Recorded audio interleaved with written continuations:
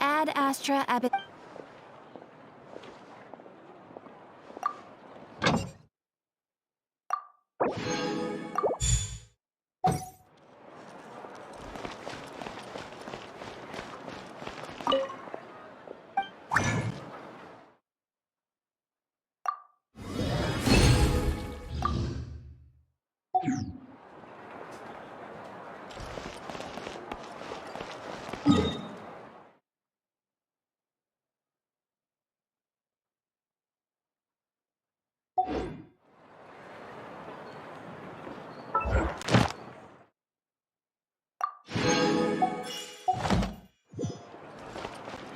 Ad Astra Ab.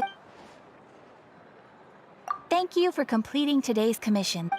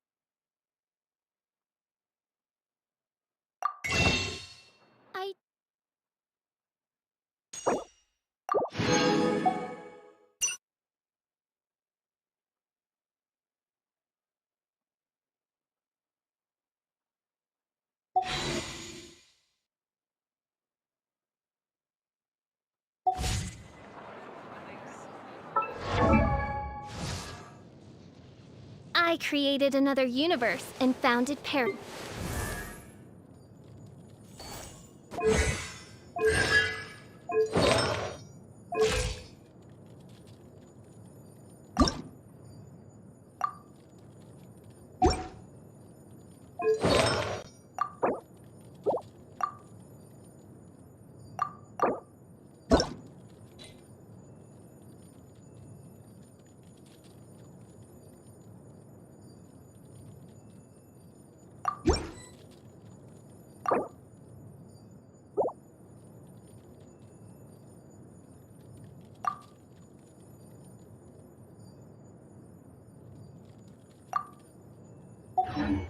I created another universe and founded Paris.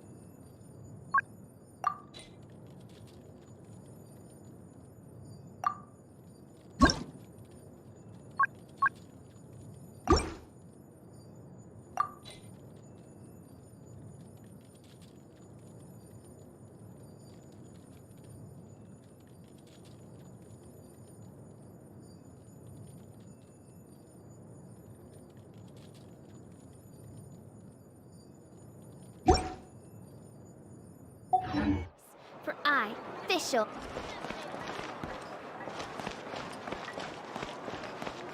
I'm heading east to work with you.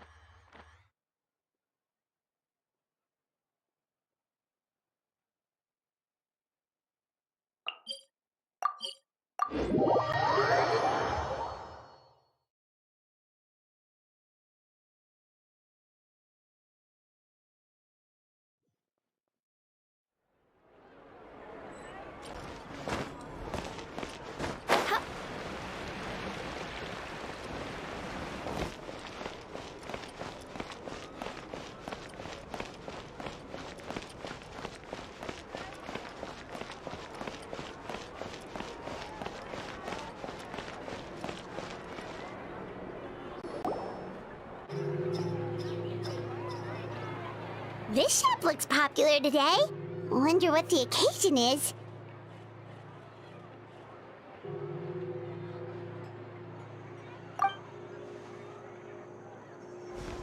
Butterfly Dew Cosmetics now on sale. Huh, looks like it.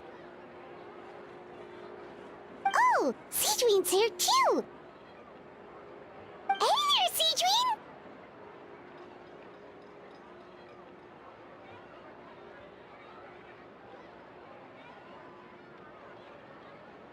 Hello there, Traveler and Paimon. I hope you're keeping yourselves fit and healthy. You bet we are! So anyway, what are you doing here, Siegewiene? The Duke insists I take regular vacations in the Court of Fontaine. This one just so happened to coincide with a promotion for a new skincare product, so I came over to take a look. I like to keep up with the latest industry developments when I can, to help me with my magazine articles. Wait, you write? For a magazine? Which one? It's called Beautés en Fleur, and it's run by the Fontaine Beauty Association. I've done lots of articles about skincare for them, using the pen name Maritime Flower. Oh, wow! You're a Maritime Flower? If Paimon's not mistaken, you're one of the leading figures in the Fontaine Beauty Association!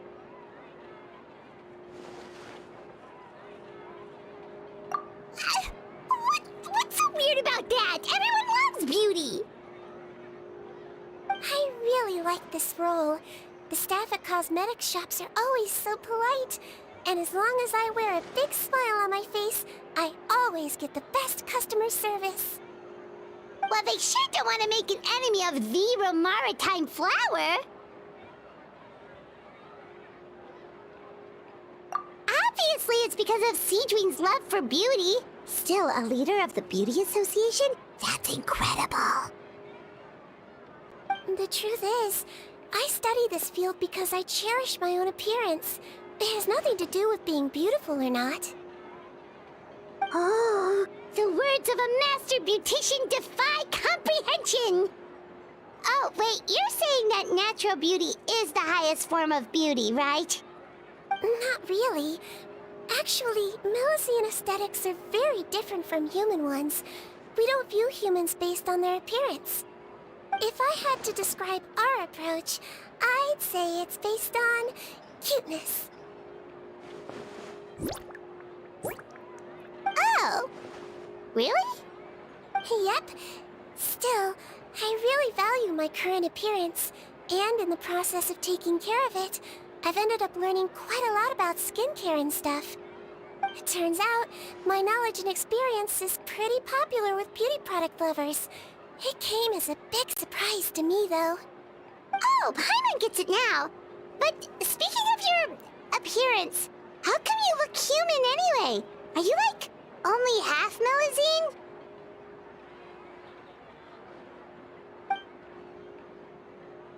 Ooh, wait, sorry. That was probably really offensive, wasn't it? No, I don't mind. I'm not mixed, though. I made a decision to turn myself into this form a very long time ago. If you're interested, I could tell you the story. A shape-shifting story? Oh, heck yeah, of course we're interested!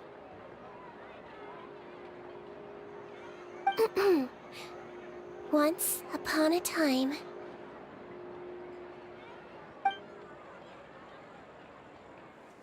Long ago, humans rejected Melusines, and Melusines feared humans. There was one Melusine who became fascinated with human medicine, but no human wanted her help. And there was one girl who liked Melusines, so no humans would make friends with her. So, the Melusine became the girl's friend, and the girl became the Melusine's patient. Your checkup's all done. You're still in perfect health. Thank you, Dr. Melusine. In this game of doctor and patient, a friendship was born. Then, one day, the girl fell ill, The Melusine was the only doctor to arrive on time, but the adults sent her away. Scram! Melusines can't be trusted! So just because I'm not human, I can't save my best friend? In desperation, the Melusine approached the frightening witch. She begged and begged until she got a reply. If you take this potion, concocted of sin, you will gain a human face and grow human limbs. But then, you will lose everything that attracted this friend of yours to you in the first place. Can you accept that? The Melusine did not hesitate for very long.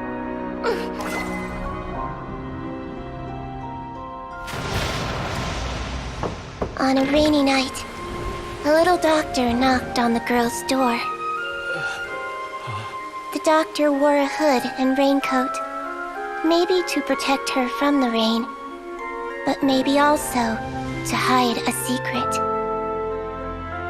The little doctor held the girl's hand and treated her illness, just as she had so many times before.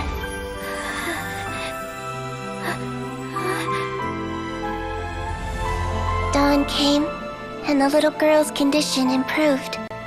But the little doctor was long gone, for she knew her friend would never recognize her again. And so, since then, I've lived my life in human form. Most people who know me just think I was born this way. Ooh. A witch? A potion? Why does this sound like a fairy tale? Trust me, it's a true story. Must be the way you told it then. It just sounds so...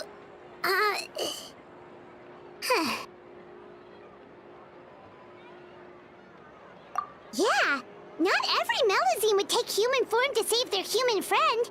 That must have been a huge decision. Treating patients is a doctor's duty. We must always find a way, even when the going gets tough. Ugh. It's so crazy that they turned you away just because you were a Melusine, especially when their daughter was so sick. Well, sometimes appearance can be a real barrier. But that was a long time ago. I like how I look now anyway.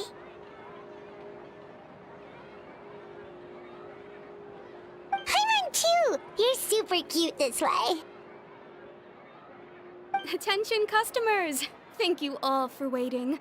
Now, on behalf of our skincare partner, I'm delighted to announce that our exciting new product is now officially on sale. Well, there we go. Let's have a look, shall we? Oh, Paimon, if you want to buy any skincare products, I'll be happy to give you some suggestions. Really? Personal advice right from a leader of the Fontaine Beauty Association? What an honor! Allow me to introduce our newest skin lotion, Butterfly Dew. I'm sure many of you have already read about this product's trials in the newspapers. To say that it improves skin quality is an understatement. This product gets its name from the way it transforms your skin and makes it glow anew, like a butterfly emerging from its chrysalis and spreading its wings for the first time. We are thrilled to have the inventor of this fantastic product with us here today. Please welcome Mr. Rawat, a researcher from the Fontaine Research Institute. Now, without further ado, I'll hand over to Mr. Rawat to tell you all about what Butterfly Dew can do for you. Thank you. Hello, everyone. I'm Rawat, and I developed Butterfly Dew. Wow, what a looker. He's a researcher? Wow, he's really challenging the stereotype. It seems that everyone is surprised by my entrance. Or should I say, my appearance. I'm well aware that researchers are generally better known for their brains than their dashing good looks. In that regard, I do believe I break the mold somewhat. Of course, appearance is a skin-deep way of defining a person. And yet one's appearance can be a very real set of shackles, holding a person back in their life. It can rob a young person of their self-confidence when applying for a job, dissuade a young lady from approaching the one she loves. Our actions are at the mercy of our appearance, and we slowly become the very person that the outside world sees us as. But what if I told you that those shackles can be broken? If our appearance prevents us from changing, then let us first change our appearance itself. Wash away moles, birthmarks, and wrinkles, and they can no longer rob us of our confidence. Replace them with luster and radiance, and we shall never again hang our heads in shame. That is why Butterfly Dew exists. Its mission is to allow us to shed our pupae, undergo a complete metamorphosis, and embrace a new life. Well, whether it actually works or not, after that speech, Paimon's already sold! Mr. Rawat, could I ask if you've used this product yourself? Of course, I tried it many times while I was testing it. You can consider me a product ambassador. Wow, then it's sure to work! Still, I don't expect to convince you just by blowing my own trumpet. So, could I get a volunteer from the audience to try it out? Paimon volunteers!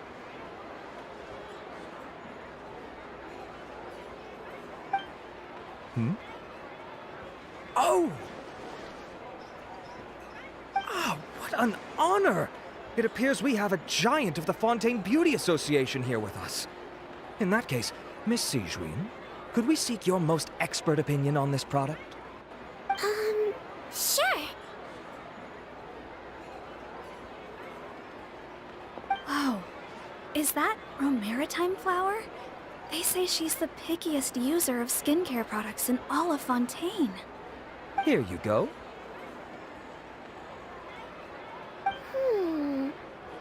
Well, it's very kind to the skin, and the absorption rate is high.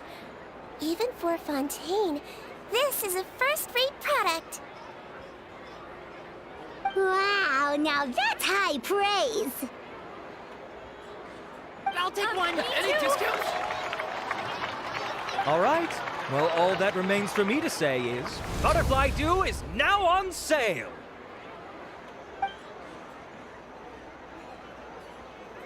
Think we should buy a bottle too?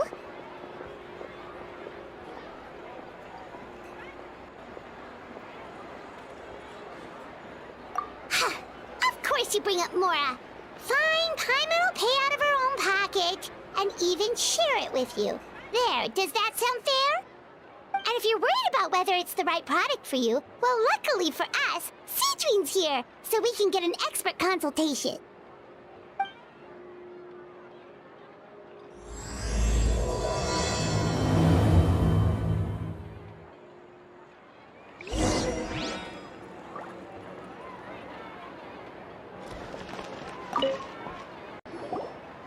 It's an honor to receive such high praise from you. To be honest, I was also hoping you might be able to point out some flaws in the product so I can keep improving it. With most skincare products, the pros and cons only become apparent with long-term use. Yet, this one has instant benefits, improving skin quality without any obvious side effects. It's one of a kind. Don't worry though, I plan to keep using it, and I'll publish regular reviews in Beautés en Fleur. You can read my thoughts there. All you need to do is subscribe. Oh, I was hoping for a more casual conversation, but you are a beauty association leader after all. I understand if you want to keep this professional. Siegewiene? Oh, excuse us, Miss Beauty Expert. But do you think this product is a good choice for me and him? Wait, are you the renowned traveler? That's right! And by his side, the equally famous Paimon. Well, I don't normally handle customer questions personally, but since it's the traveler asking, allow me to make an exception. Butterfly Dew is made for all skin types, so no matter who you are, you can rest assured that it will be kind to your skin. If anything, it might be marginally more effective on Fontainian's skin, but other than that, it works the same on everyone. Why would it work better on Fontainians? In the interests of protecting my trade secrets, I'm afraid I can't answer that, Miss Paimon. All right then. How about a friend discount? Save yourself the trouble. I'd be greatly honored to have both of you use my product. Here, take 2 bottles for free. Yay! Paimon's private fund survives! I can see why you might think that, but please don't misunderstand. This gift is simply a token of my esteem. There's no business motivation behind it.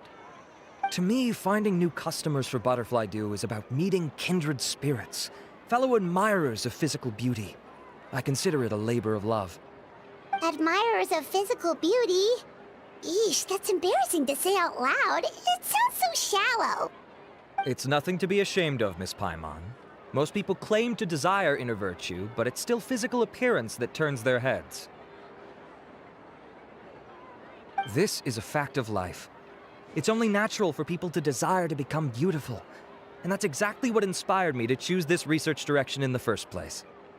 You're right. Everyone loves beauty, don't they? Look at the time. My apologies, but I have other things to attend to. I'll leave you with these 2 bottles of Butterfly Dew, and I look forward to seeing you again. Paimon, I'd say there's no need for you and the Traveler to use this product for now. Why? Is there a problem with it? The quality is fine. I just think there's room for improvement. I think I could add some ingredients to the mix to make it more effective. Really? Then why didn't you tell Robot about that? Researchers are a very special breed of human. You can point out their flaws to their face and they won't mind very much. But if you tell them that someone else could do a better job, ooh, now that'll make them really upset. If I'd mentioned it, he probably wouldn't have given you those 2 bottles for free. Huh, fair enough, that makes sense. If you're interested in the more effective version, I can write up a list of ingredients for you. Just come get me once you've gathered them. When you say more effective, you mean it'll make Paimon even prettier? Ooh, how can we say no?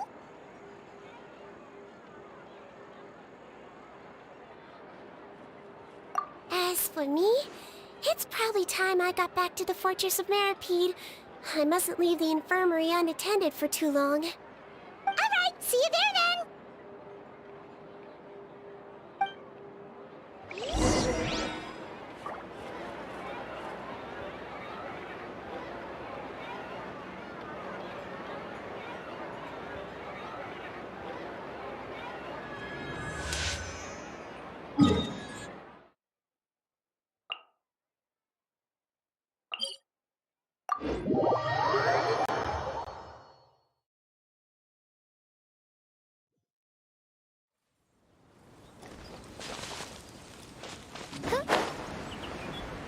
Just up ahead, Traveler. The ingredients for Siegewiene should be nearby.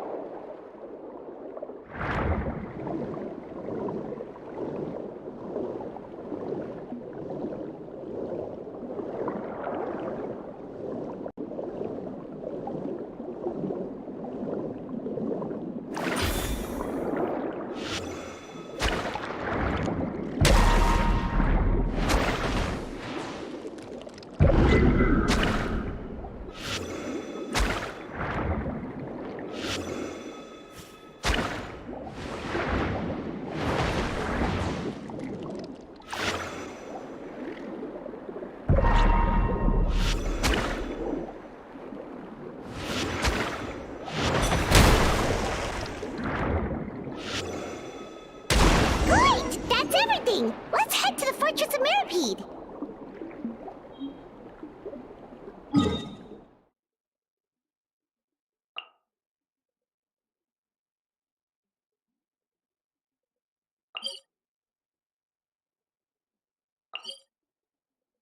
May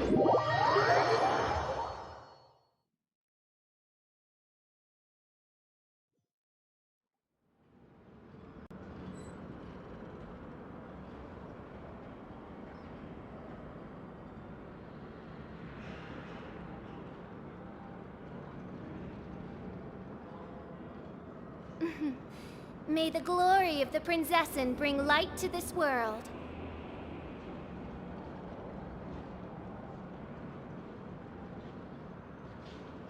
I created another universe and founded paradise, for I fish.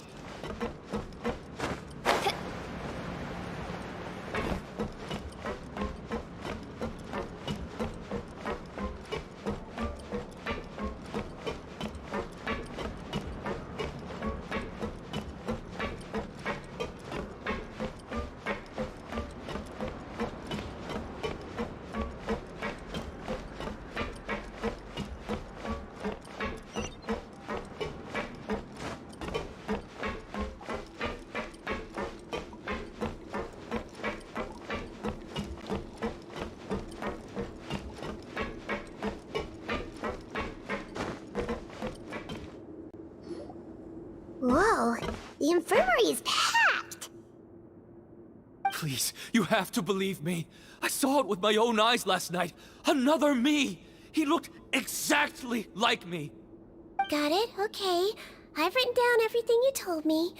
Now, I have a few tests to run. Take a deep breath, and don't worry. It's nothing to be nervous about. First, which finger am I holding up? Your index finger, but I'm telling you, my mental state is fine. I'm not crazy. Very good. Now, on to the next. Hey there, Your Grace. It's been a while, huh? Ah, it's you two. Indeed it has. I would offer you some tea, but I'm afraid the timing is unfortunate. Duty calls. No worries. Actually, we were looking for Siegewiene. Do you, know what all of this is about? This inmate came running to the guards in a panic, claiming to have seen his exact doppelganger. A doppelganger? Doesn't that just mean someone else kinda looks like him? And that's what I thought when the report first reached my desk. But we've inspected our records. No one even vaguely resembles him. Considering how certain he is of what he saw, I can only surmise that he's having some mental issues. So I brought him for a medical evaluation. All right, very good. Take a sip of water and rest for a bit. Evaluation complete. I couldn't find any symptoms pointing to a physical condition. I see. So do you still believe there's more likely to be an issue with his mind than his body? I have to assume so for now. Psychological issues are more difficult to detect. At this stage, we can at least confirm that he is in command of his cognitive faculties. The rumor mill will go crazy if word of this gets out. Guards, take him to the ward for a period of observation. The Marechaussee Phantom has requested my cooperation on a case, otherwise I'd deal with this myself. Sorry for the trouble, head nurse, but I'll have to leave this to you.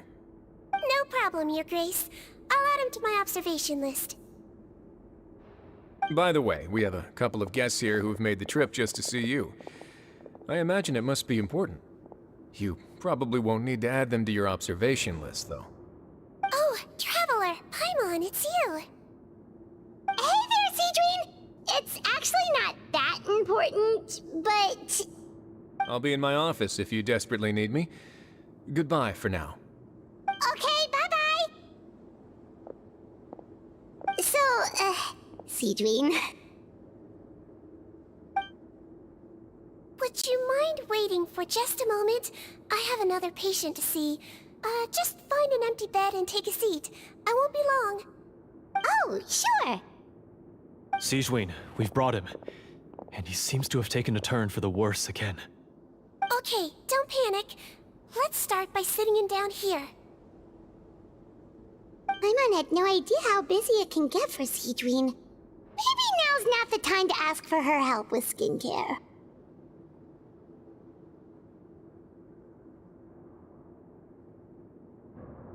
Good point. Besides, it might actually be interesting to observe her at work. this could hurt. So I suggest you take a deep breath first. Did his face melt? What happened to him? It's anyone's guess. His face melted off shortly after arriving at the fortress. But since he's a serious offender, he can't be allowed out for medical treatment. Best we can do for now is ask the head nurse to give him something to manage the symptoms. Oh, this is gonna be awkward. We still need to bring him to the Marechaussee Phantom for questioning. What if he scares them half to death? Will that be our fault? The Marechaussee Phantom? Does this have something to do with the case Risley's dealing with? Yep, it was a huge case. They bagged a few dozen crooks in one fell swoop. And this guy's the baddest apple of the bunch. He harmed countless people. And now, it looks like it's all finally catching up with him. You done gawking? Not yet. I need to check the severity of your ulcers to decide the right dosage. Don't worry. We Melazines have a very different sense of aesthetics from humans. To me, you just look like a little kitty with slightly scruffy fur, but still just as cute. Don't patronize me. Do I look like a kid to you? Just give me the meds and let me out of here. I already missed my cell. Hey, lose the attitude. You dare talk back to our head nurse like that again, your days are numbered. Oh, it's fine. Okay, I'm going to apply the medication now. Tell me if it hurts, alright? Look how nice Siegewiene's being. And he still talks to her like that? What a nasty piece of work. Can I leave now? Wow, not a peep. What a brave little guy. Thank you, Siegewiene. And I apologize for the trouble. So, Traveler, Paimon, did you bring the ingredients? We did, but we don't want to interfere or anything. You're busy saving lives here. Oh, don't be silly. I agreed to it, didn't I? Just hand me the ingredients, and I'll make some time to whip it into the improved version for you. Take a rest here if you want. Or, if you're not tired, I hear they're holding a new pancreation tournament in the administration area. Or alternatively, is there anything we could help you with, Siegewiene?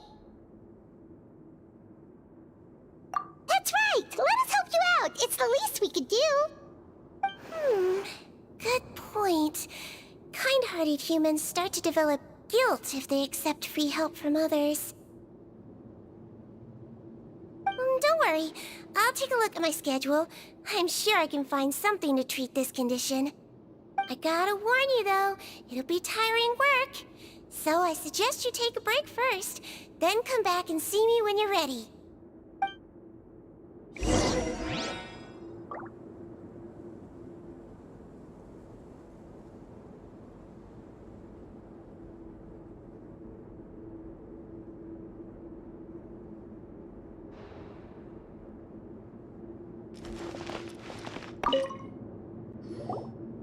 We're ready, Siegewiene! What's our first mission?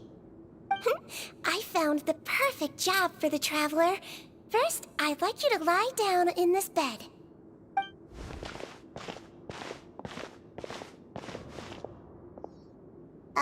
What for? I need you to pretend to be sick. What? Oh, is it that difficult? I thought you did a pretty good job last time. Oh, so you knew. I sure did. He was way more interesting than the usual malingering inmates, and you played along very well, Paimon. I observed you two for quite a while after that. Well, this is awkward. But why do you need us to do it again now? No time to explain. My next patient will be here any second. Oh, please, just do as I say. You can, pretend like you've got a nasty headache, and throw in some dry heaving for good measure. Okay.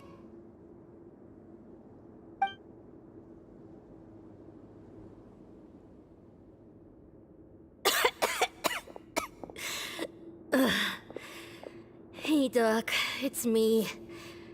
I'm only here because my mom won't stop pestering me about it. So annoying. Well, your mother has enough on her plate with a busy job. Well, the last thing she needs is to worry about you being sick as well. I know. I shouldn't treat the place like a playground. Shouldn't go swimming in the lower levels where we join up with the sea, because it'll give me a cold and distract her from her work. I thought I'd be able to have some fun here at the fortress for a few days, but it's always, don't do this and don't do that. All right, sit yourself down and I'll take your temperature.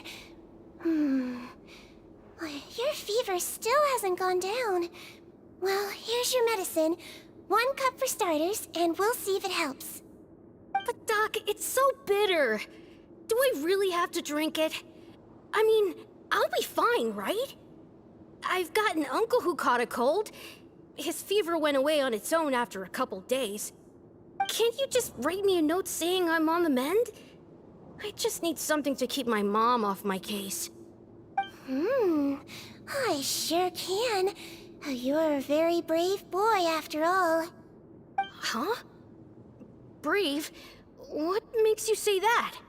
Well, if you want to rely on your own immune system to clear up your fever, then you'll have to tough it out like this guy.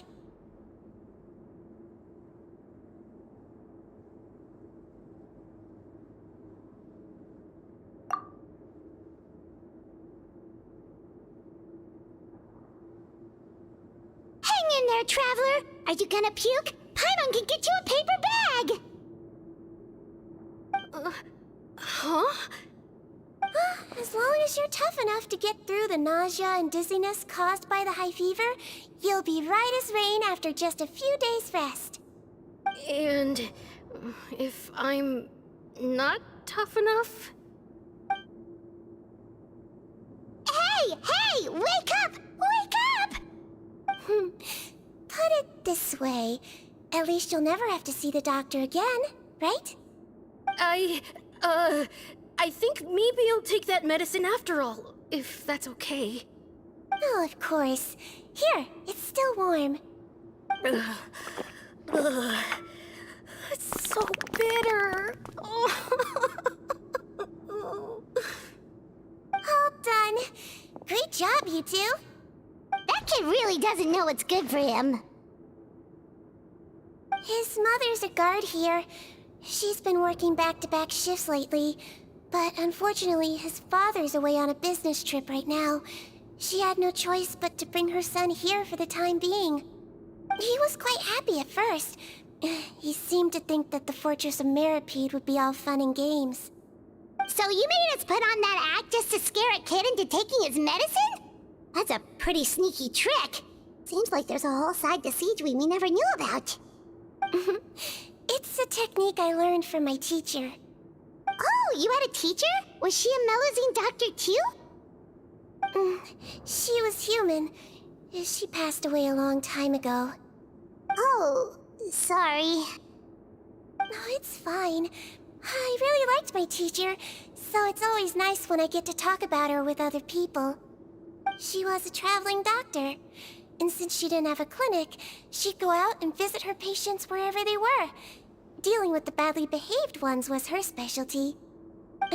She used to say, if you can scare the little brats into taking their medicine, you won't have to hear them wailing and screeching when their condition gets worse.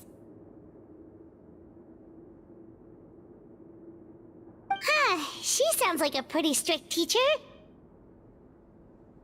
Strict? Well, that's not how my teacher saw it. She thought of herself as terrifying to kids. Strange way for a doctor to describe themselves. Now Paimon's curious to know what she looked like. As it happens, I actually have a picture of her.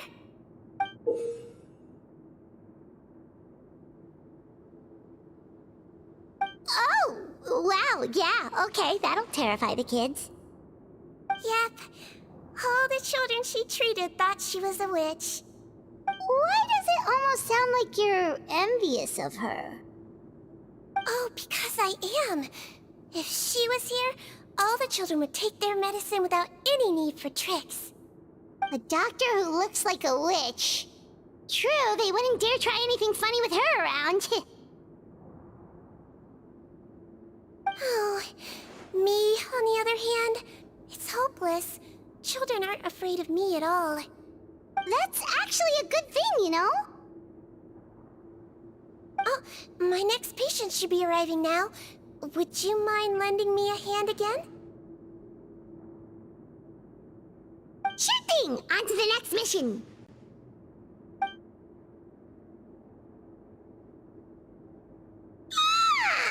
Is it nighttime already? That flew by. You really have a busy job, Siegewiene. Well, thanks to you two, it was much easier today. Aww.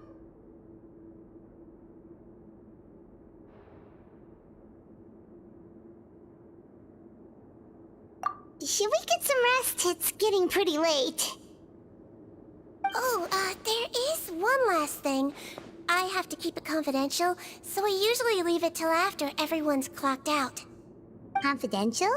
Are you sure you can tell us? It's fine. You're not living here anymore, so it's okay if you know. All it is I have to prepare some ingredients to make healthy meals with. Wait, you mean those healthy meals? My patients refuse to eat any healthy meals I prepare in front of them, so I have to prep the ingredients in secret, then let the chef at the Coupon cafeteria handle the rest. Considering even the chef's version makes people uneasy, it really makes you wonder what's in it. You want to find out? I can teach you how to make it. That way, if you ever suffer from exhaustion on your future travels, you can prepare a healthy meal for yourself. It's really good for you, you know. Sure? Guess we can help out one more time.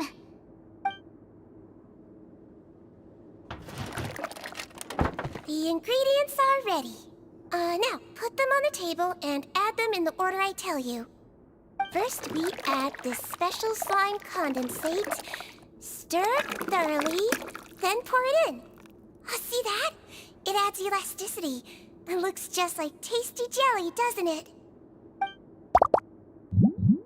Yeah, it really does. Until you remember it's slime condensate.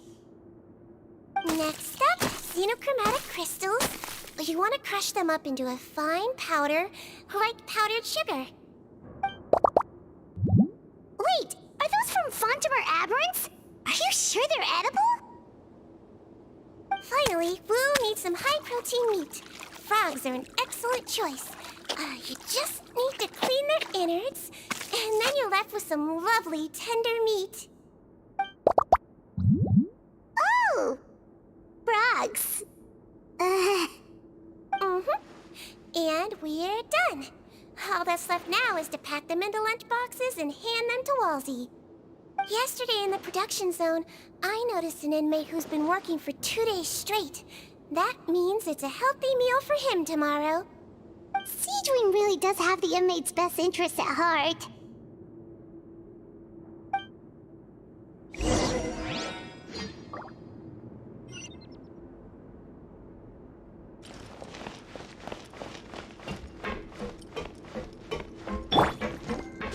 Outlines your fate.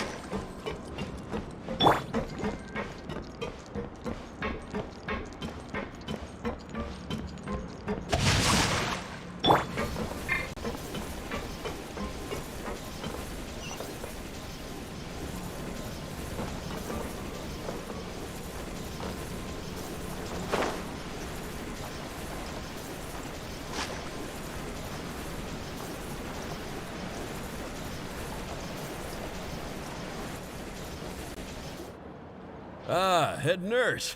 Got some extras for me? Just the one today. The serial number's on the lid. Sounds good. I'll make sure it gets delivered. Sounds like they're talking in code. Thanks for your help. Oh, it's no trouble at all. I only wish I could do more. You work so hard for all our sakes. I'd happily lose a little sleep if it meant helping you out. That won't do. If you reduce your sleeping hours any further, your health will start to suffer. All right. Nurse's orders. I'll do as I'm told. But you take care of yourself, too.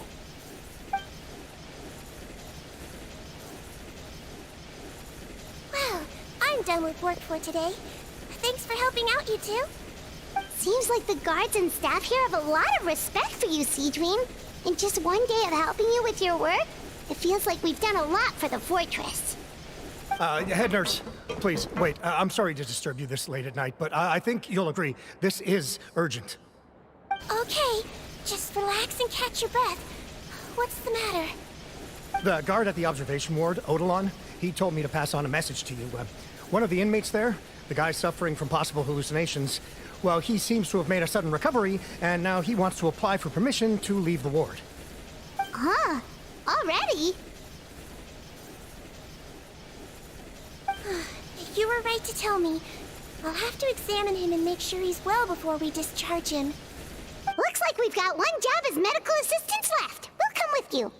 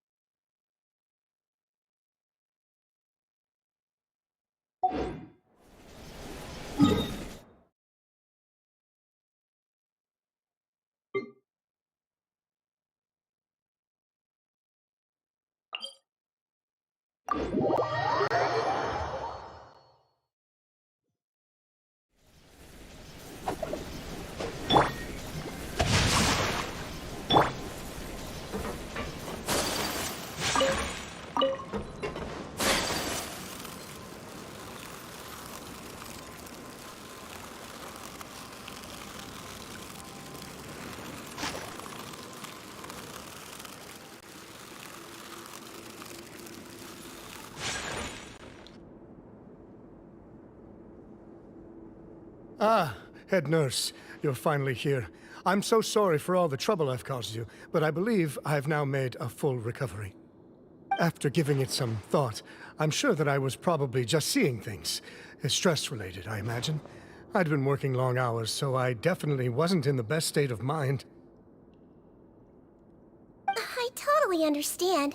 Still, I have to give you an examination before I can discharge you, okay? So, take a deep breath and don't be nervous. It'll be the exact same procedure as we did this morning. We can start whenever you're ready. Again, so sorry. I was in such a state this morning, I barely recall anything. Would you mind taking me through it again? Oh, not at all. It's a lot to remember. First up, we have a little cognitive test. Just concentrate and you'll be fine. To start with, which finger am I holding up? Your pinky.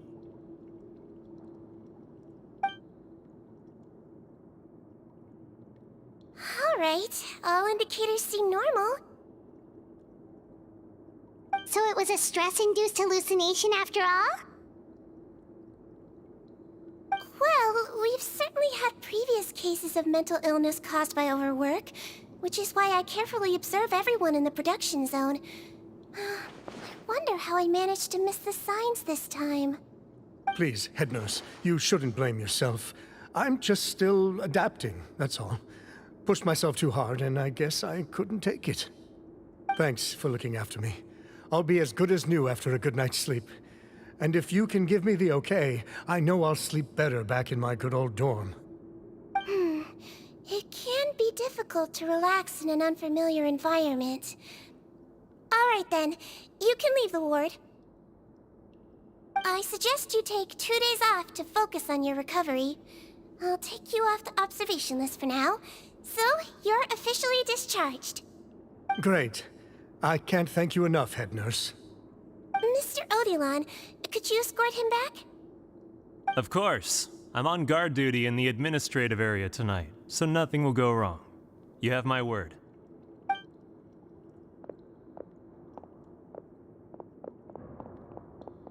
Guess you're finally done for the day now, huh? Yep. But I still haven't gotten around to making that improved lotion for you yet. Oh, no rush! Seriously, it's super late now. You should go get some rest too. Well, tomorrow it is then. Good night, Traveler. Good night, Paimon. Hope you sleep well. Oh, don't you worry! We will! After a productive day of work, we're both gonna sleep like a log.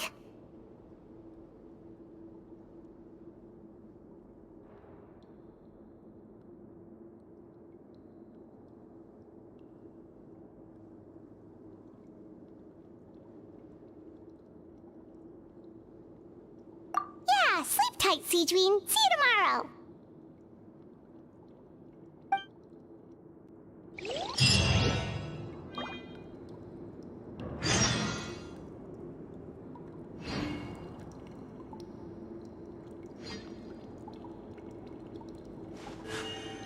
A blade embraces its duty. As it...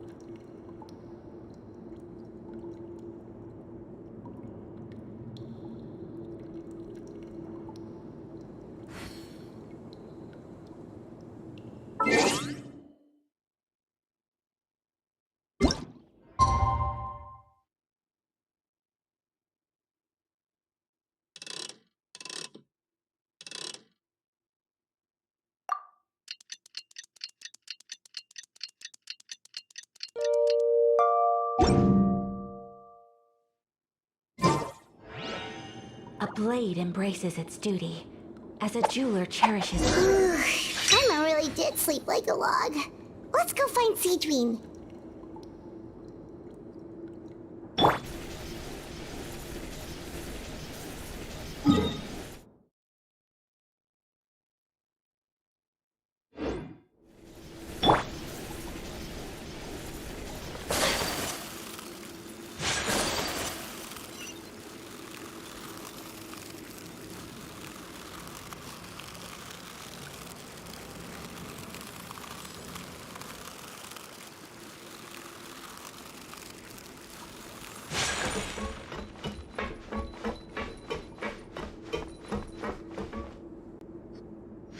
Whoa! How is the infirmary even busier than yesterday? Good morning, Traveler and Paimon. I have a few people here for a checkup, so you might need to wait for a while. No problem. Anything we can do to help? There's a bit of a complicated situation here. I'm still getting to the bottom of it myself. You have to believe me. I'm telling the truth. You're in a medical facility. Keep it down. Please, listen to me. I'm not Gascon. I'm Uy. You're a horrible liar, you know that? We get all your mugshots with the arrest warrants. It's clear as day that you're Gascon. You mean because of the way I look? I don't know what happened. I just woke up like this. Then you guys dragged me in here for an interrogation. I brought you here to figure out what's going on. If you truly are the victim of an injustice, yelling isn't going to achieve anything. At most, it'll delay your vindication. All right. I get it. This is nuts. Yesterday's interrogations went fine, and now this. Morning, Your Grace. What's going on? Remember the case I mentioned yesterday? The one brought to me by the Marechaussee Phantom? Well, we've been questioning the inmates involved this morning. Every single one of them is claiming mistaken identity. Huh. That's even weirder than what that guy was saying yesterday. The thing is, none of them have been able to provide any evidence whatsoever to support their claims. Questioning them further got us nowhere, so for now, we've brought them to the infirmary. And we thought yesterday was as busy as it got for Siegewiene. We've compiled their statements. Have a look. Perhaps there's something we missed.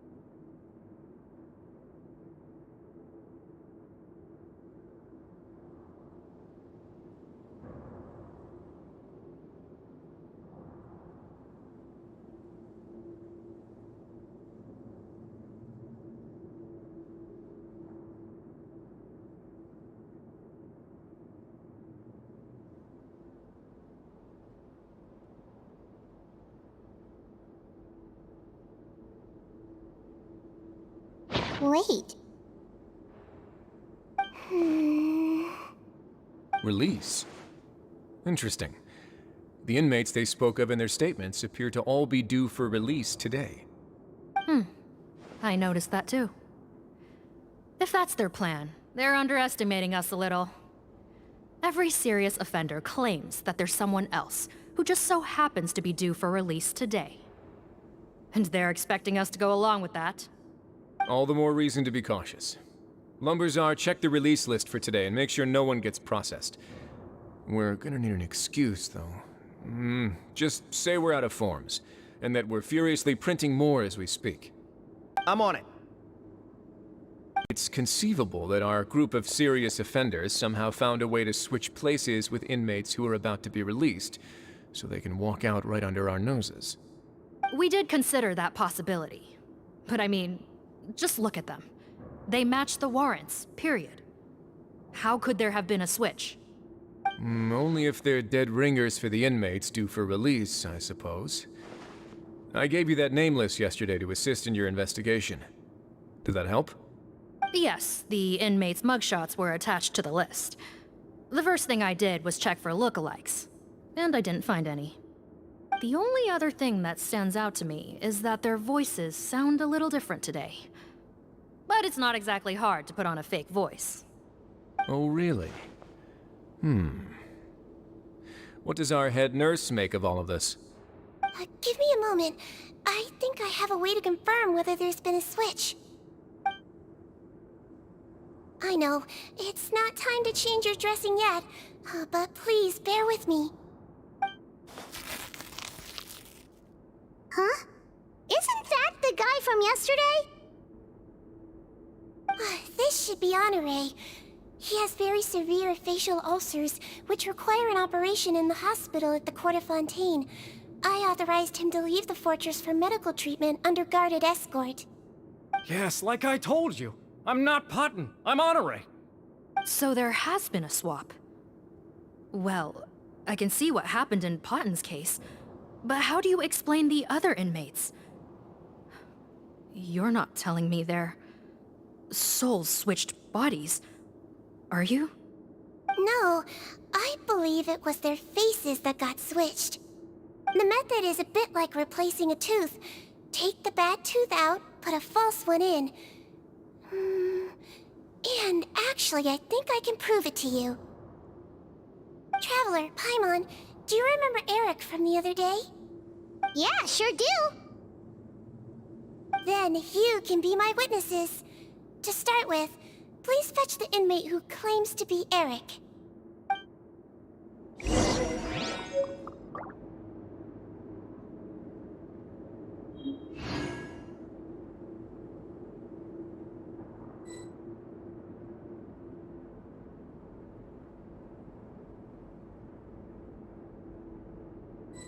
So this is a day in the life of the traveler.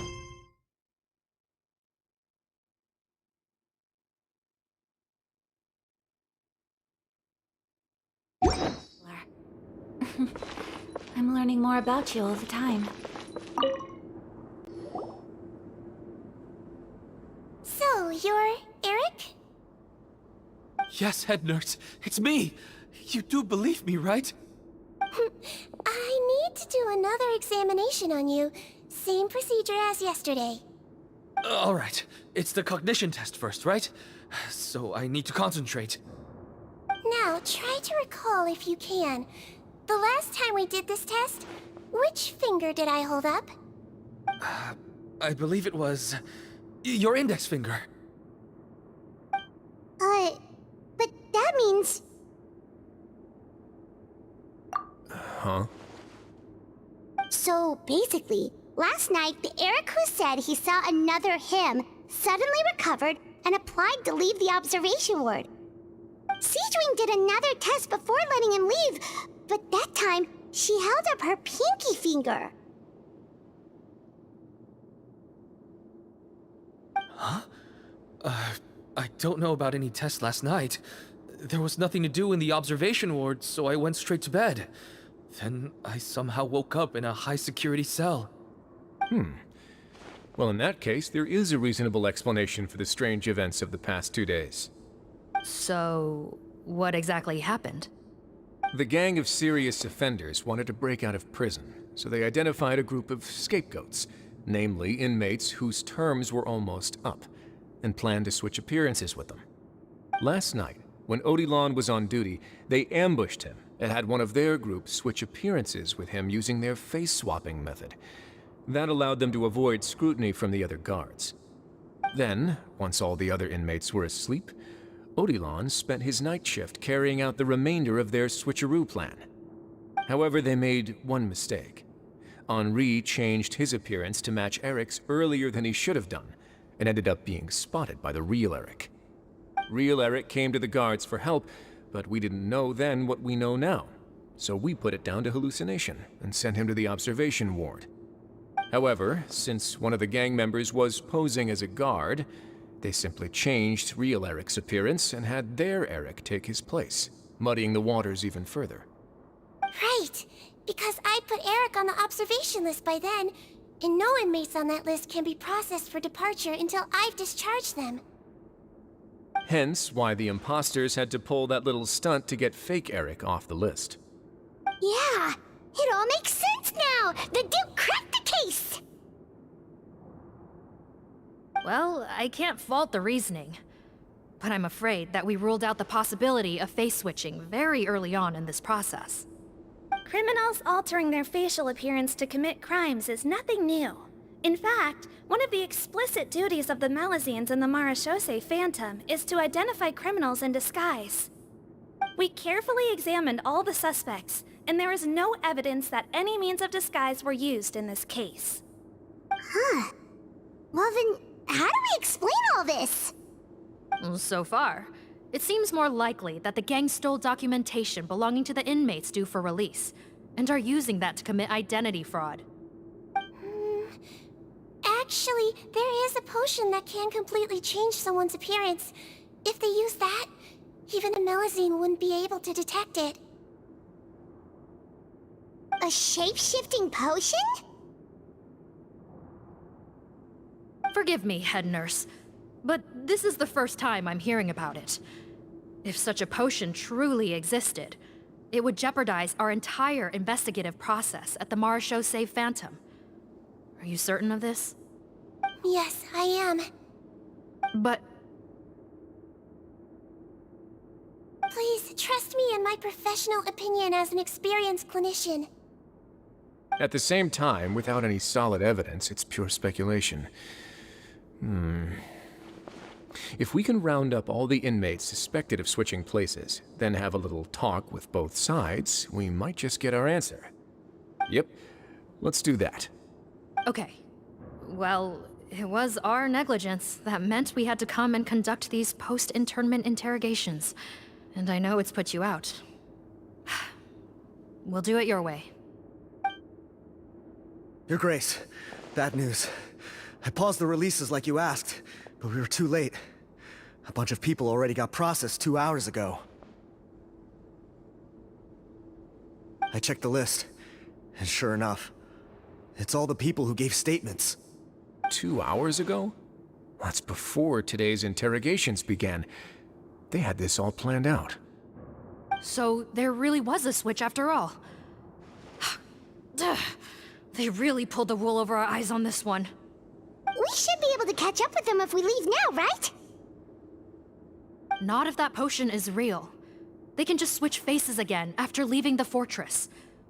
And if the Marechaussee's Melazines can't even spot them, we wouldn't know where to start searching. Yikes! So we're at a complete dead end!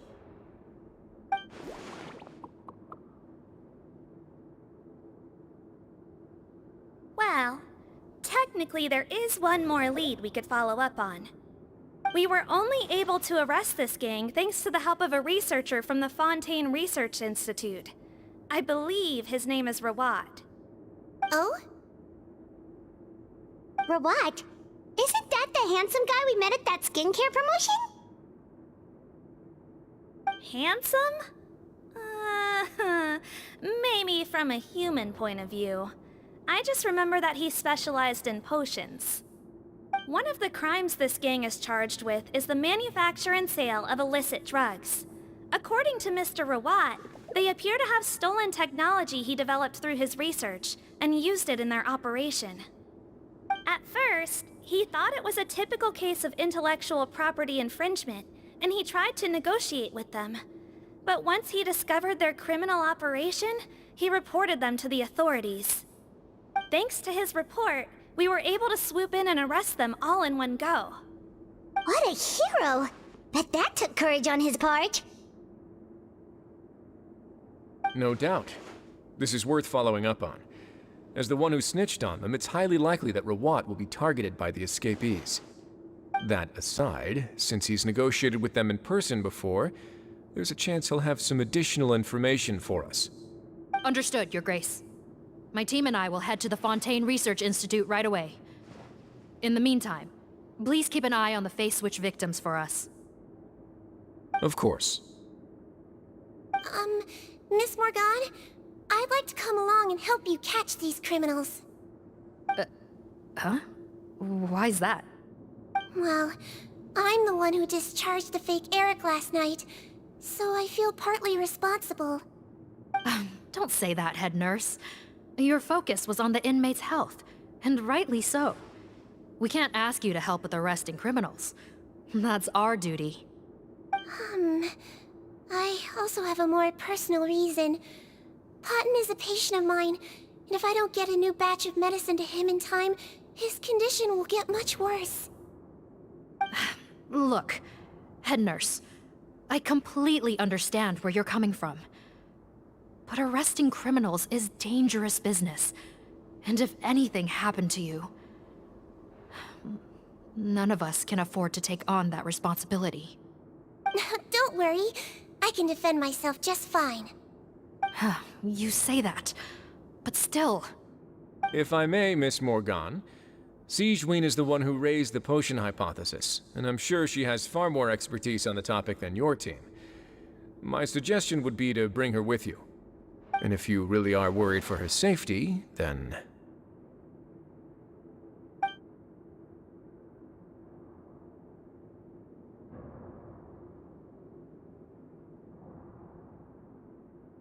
Ah, there you go, right on cue. Knew I could count on you.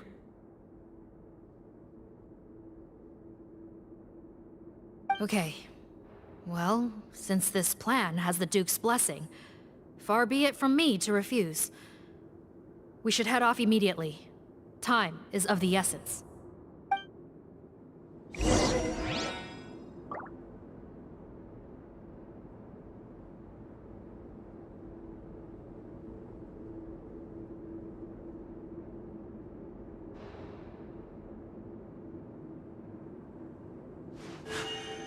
A blade embraces its duty, as a jeweler cherishes their gems.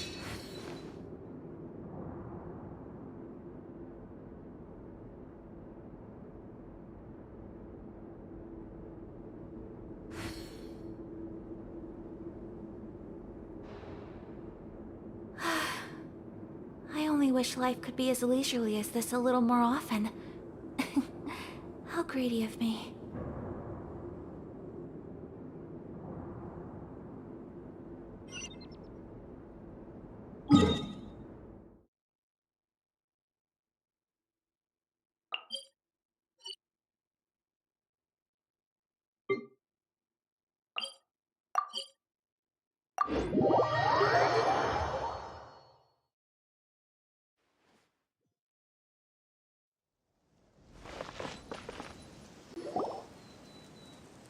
Greetings. Sorry to impose, but I'm afraid we're here on urgent business. And we're gonna need you to cooperate.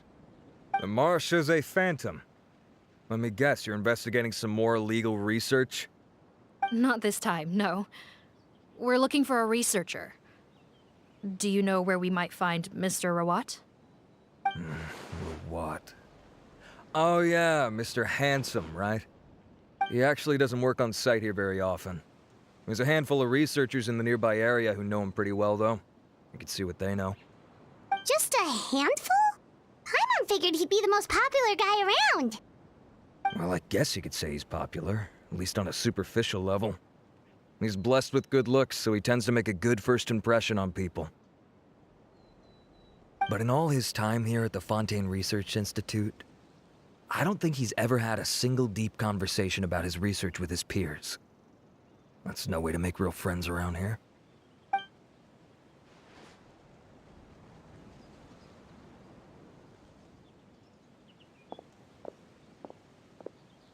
That's so weird. He definitely didn't come across like a recluse at that product promotion. I don't find that weird at all. He definitely didn't strike me as the kind of guy who's, good at making friends. Really? Paimon couldn't tell. Must be a Melusine perception thing. Okay, we should talk with his acquaintances. But we also need to check the Research Institute for any clues. Let's split up. It'll save us some time. Sure thing. We'll go ask around among the other researchers with Siegewiene. Paimon's suddenly kind of curious to know what everyone really thinks of him.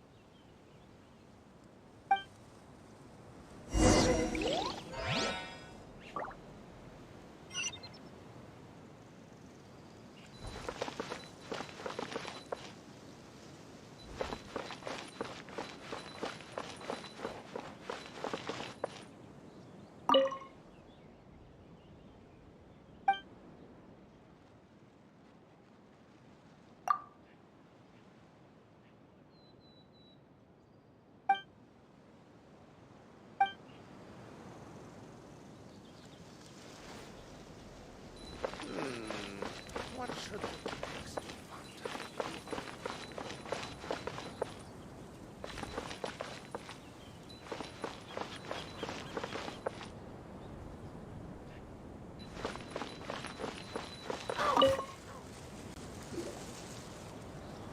Excuse us, are you Audrey?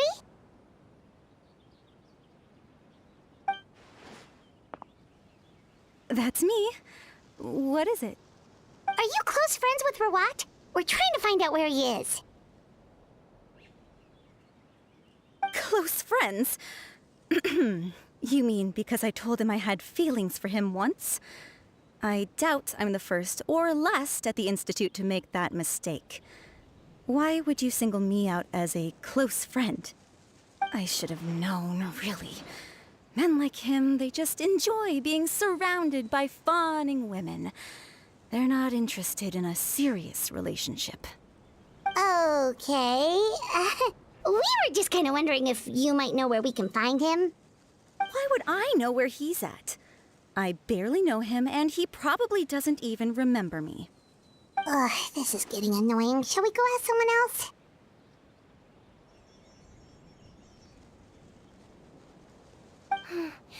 I think she knows Rawat better than she cares to admit. If we leave now, it might be a wasted opportunity.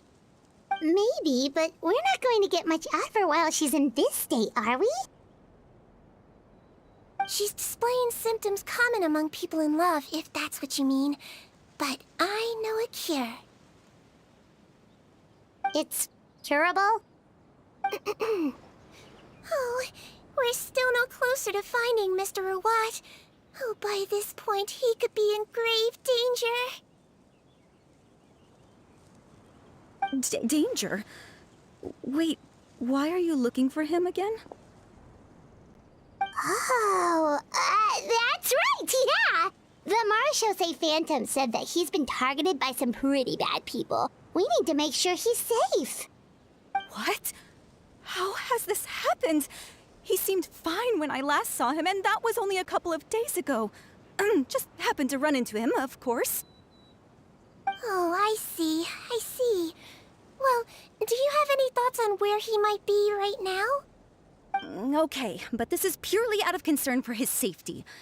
If he's not at the Institute, he might be at his mother's place. I heard she raised him alone, that they had it pretty tough financially, and these days she's housebound due to illness. He makes regular trips back home to check on her. Oh, okay. Do you know the address? Nope, sorry. I only found out the thing about his mother because it came up in conversation once. I was just trying to find out more about him, so I could get to know him better. When I told him I had a crush on him, I offered to help him take care of his mother, And yeah, maybe that was a stupid idea, but did he really have to yell at me for it? It's like, fine, I can take no for an answer, but what's with the temper tantrum? Unbelievable. These guys only want to show you their charming, well-groomed exterior. They can't stand it when a few home truths shine through. Looks like her love syndrome is flaring up again. We need to find out Mr. Rawat's mother's address. Let's check with the Marechaussee officers when we regroup. Cool, sounds like a plan.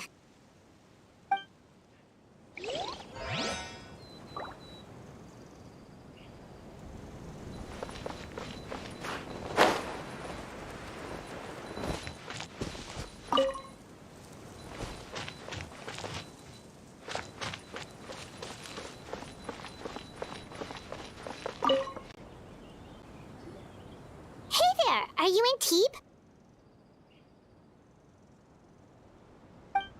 What do you want?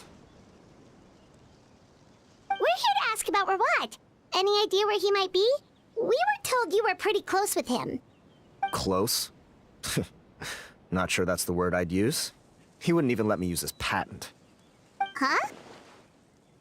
It's been a good few days since I last saw him. I don't know where he's at. Go ask someone else. Would the patent in question happen to be related to the new skincare product he developed?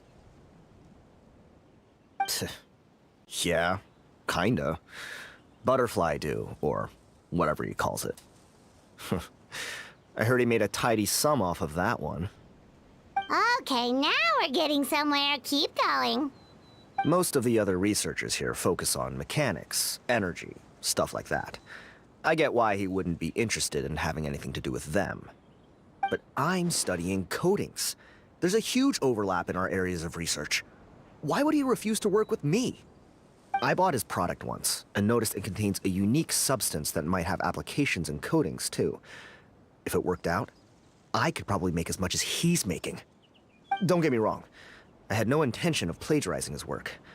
I was hoping to get official permission to use his findings in my own research. Followed the proper procedure. It was all above board. I would have had to pay him a license fee and everything. But despite that, he turned me down not once, not twice, but 3 times. It's like he's vehemently opposed to the idea of anyone else making the kind of money he does. Huh, so is Rawat antisocial, or is this guy just jealous? Well, it doesn't look like we're gonna get any info about Rawat's whereabouts from him. Let's go! Wait, 1 second. Mr. Antibes, next time you go shopping, you should buy some Buell fruits. Peel the skin, steep in water, then drink. It'll help calm your mood. Huh? Yeah. Thanks.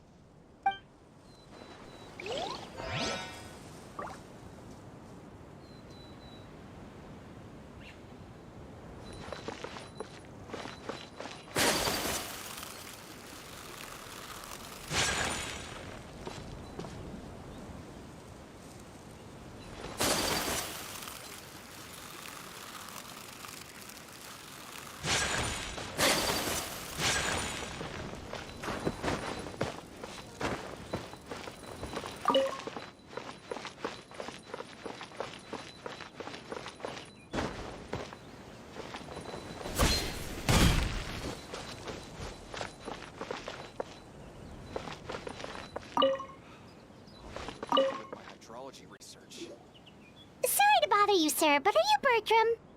Who's asking? Just some concerned citizens helping out the Marechaussee Phantom with an investigation. We'd like to ask you about Rawat's whereabouts, if that's okay. We're told the 2 of you are pretty close. Not anymore, we're not. Turns out we don't see eye to eye. Oh yeah? What happened? The thing about us researchers is, most of us do what we do for some sort of higher purpose. But not Rawat. All he cared about was how to commercialize his findings. He won't even let you work with him unless you sign a confidentiality agreement first. Also, he has better control over who gets which intellectual property rights. How are you supposed to get any meaningful research done working with a guy like that? Now that I've got my own technical solution for my compressor, I don't need to work with him anymore. So that's what Rawat is really like. We'd still like to know where to find him. Is that something you can help us with? Wait, you're... Yeah, I know you. You're the head nurse at the Fortress of Meripede. Alright, then I'm happy to help you if I can. I respect the work you do. Medicine serves the highest purpose of all the sciences. Wow, turns out Siegewiene's got some real clout. Thing is, I have no real way of knowing where he might be. I stopped working with him 2 months ago, and I've barely seen him since. But if you want my advice, I'd say go talk to the peddlers. There's a few he meets with every other day or so. Maybe they know where he's at. Peddlers? Yeah, back when I was working with him, I noticed he met with them quite often. Wouldn't surprise me if they were involved in some shady business together, because it seemed like they went out of their way to avoid discussing anything in my presence. The little I overheard was about manufacturing and selling pharmaceutical drugs. Like I said, he's all about the money. Drugs? Doesn't he work with skincare products? Do those count as drugs? Who knows? I never cared to find out. He's the morgue rubber, not me. Thank you. You've given us plenty to work with. Welcome. Goodbye, and may we both reach new heights in our scientific endeavors. Well, that's all 3 researchers. Let's head back to the meetup point.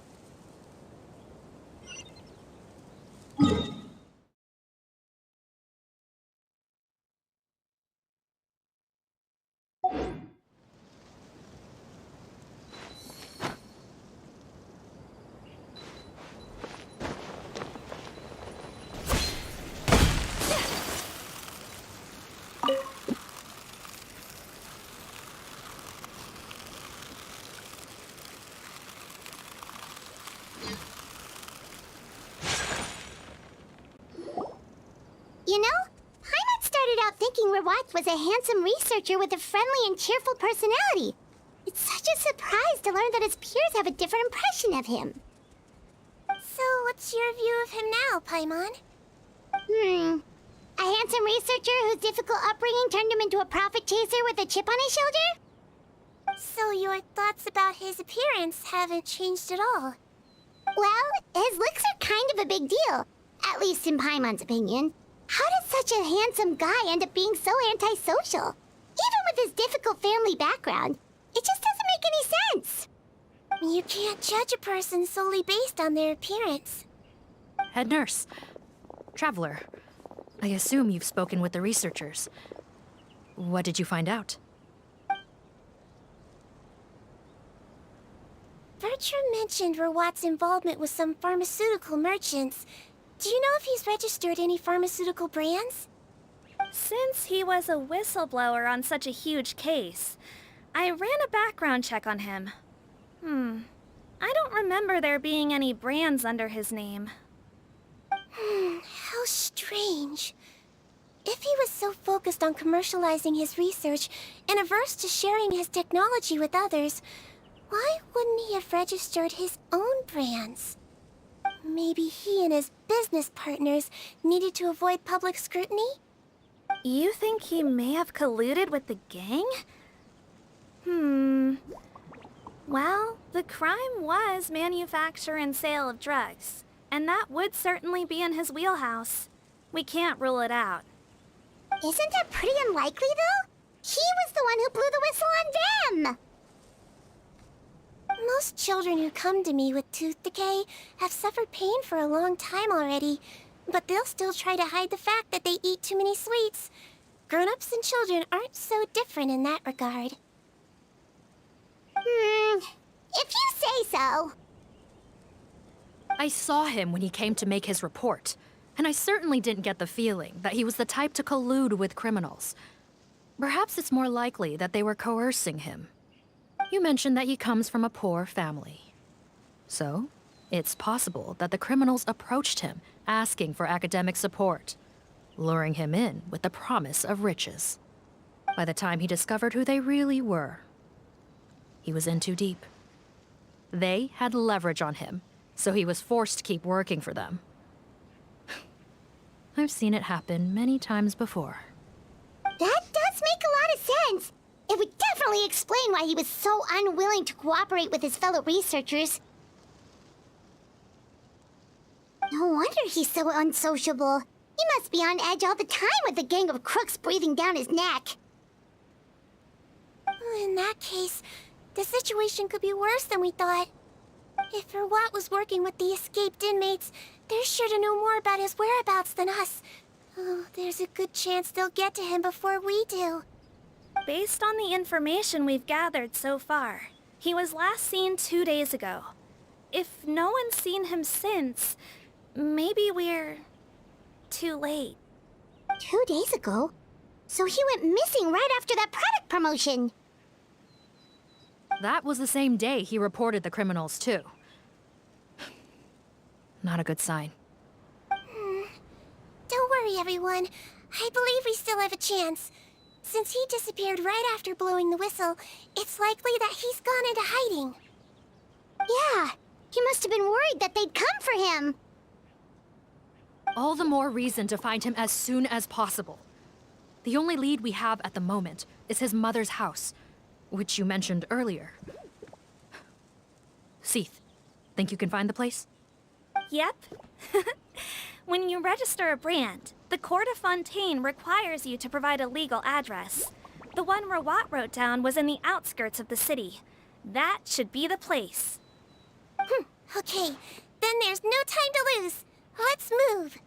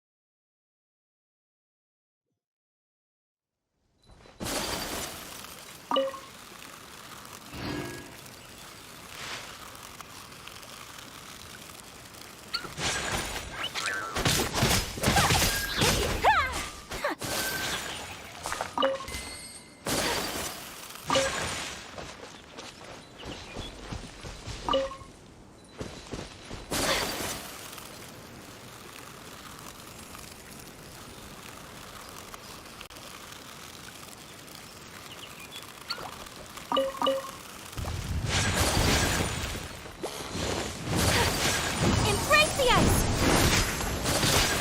My intelligence!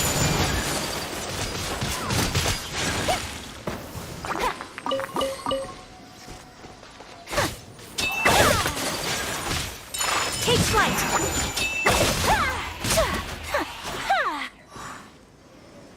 No, my sword!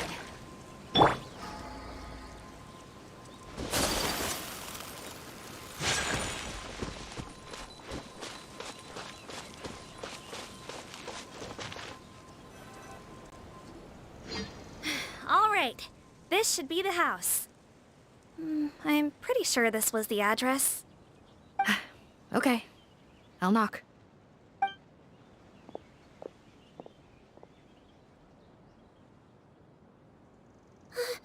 Sounds like whoever's inside has restricted mobility. Oh, it seems serious. Oh, what's the fastest way to get this door open? Break the door down? No, I'll handle it. Let the expert deal with it. There'll be a mountain of paperwork if we damage a citizen's property.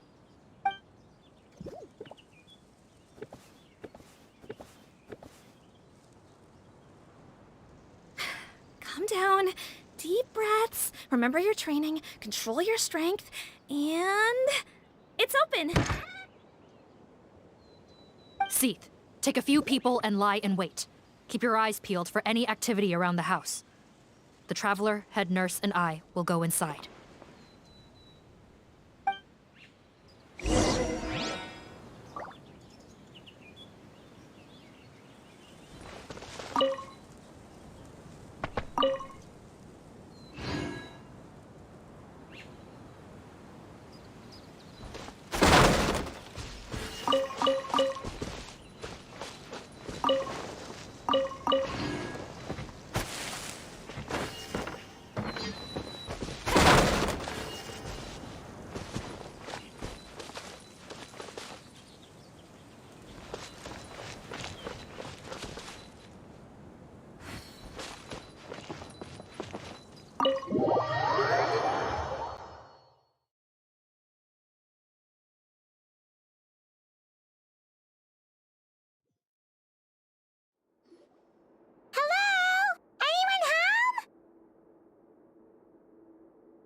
Oh, there.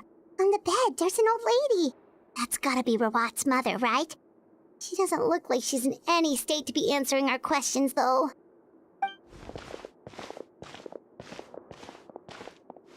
We could try, but she is very ill. We mustn't force it. Well, doesn't look like Rawat's here. She's the only one we can talk to. Yep. Allow me. Hello, ma'am. Might I ask if you're Rawat's mother? We are trying to locate him.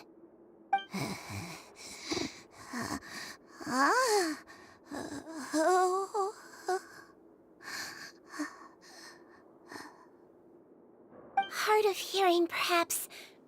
Does anyone have a picture of Rawat? I have one here. I'd like to show you a photo, ma'am. Is this your son? Do you know where he is?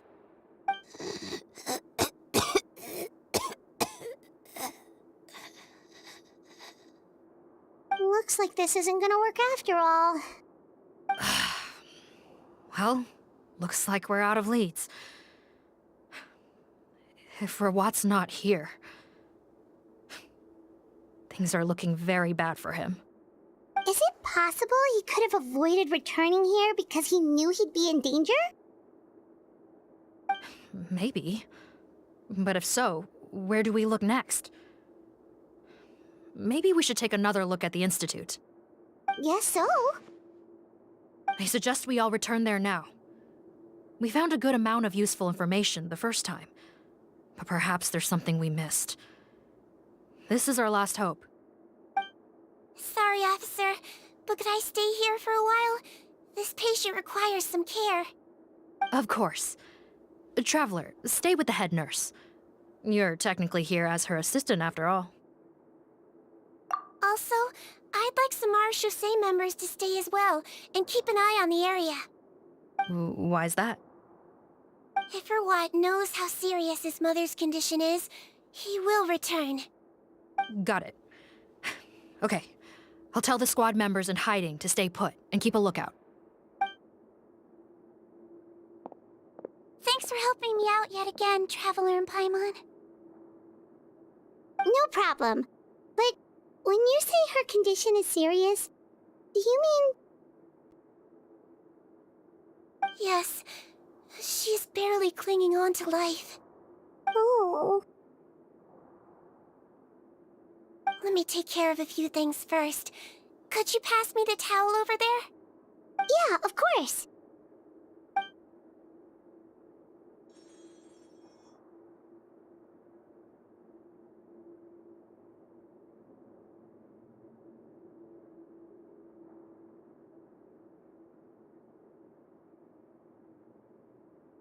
I can tell that her family has tried a lot of different treatment methods, including some very expensive medicines. Unfortunately, her condition is so multifaceted that a recovery looks all but impossible. Siegewiene. My mom bets being a nurse must be pretty tough at times like this. Yes, it makes me a little sad. In Amelizine's eyes, a human's birth, aging, sickness, and death are as much a part of natural law as sunrise and sunset. But human medicine can defy that law to some extent. In that sense, it is a science of miracles. That is why I became fascinated with it in the first place. But it was only after I truly became a doctor that I realized miracles don't always happen. Even the greatest doctors cannot cure all diseases. Siegewiene. Well, don't worry about me, Paimon. A doctor's duty is not to cure all diseases, but to treat whatever ailments they can. At the very least, I can lower her fever. That way she'll suffer less, and she might even be able to see her son. Yeah.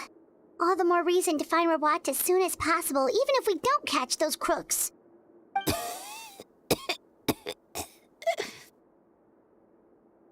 Oh, her fever is getting worse. Could I get some hot water? Sure, we're on the case.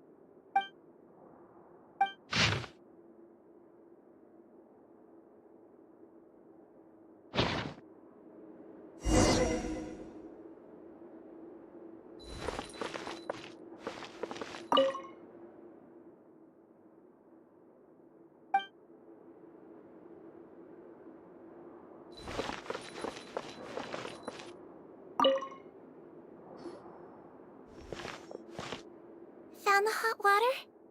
Sure did. And look what else we found. Judging by this journal, it seems like Rawat has a private lab. There's a good chance he could be there right now. We gotta go tell Officer Morgan right away. Oh, that's great news. But hold on just a moment. The wet towel is ready. I'm giving you another injection. Are you feeling better now?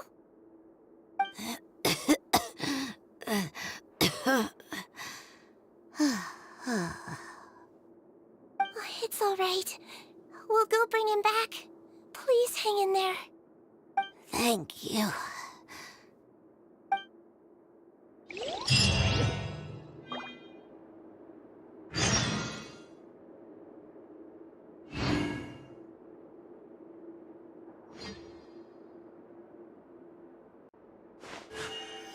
A blade embraces its duty, as a jeweler cherishes their gems.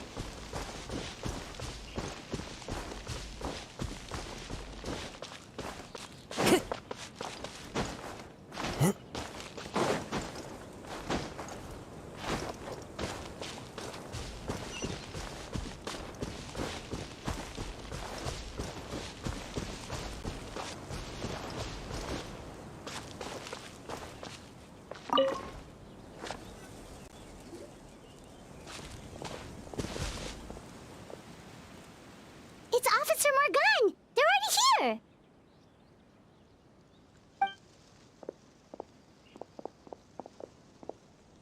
We came as soon as we heard the news. I can't believe we were so careless. The most crucial information of all was hiding right there, in that room. And we missed it. Don't blame yourself. Right now, we need to focus on finding a way in. There's a mechanical door over here! Hopefully the instructions in Rawat's journal will help us open it.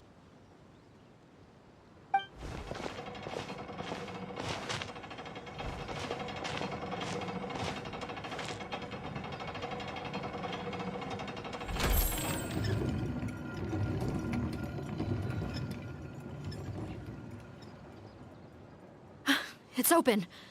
Let's go in.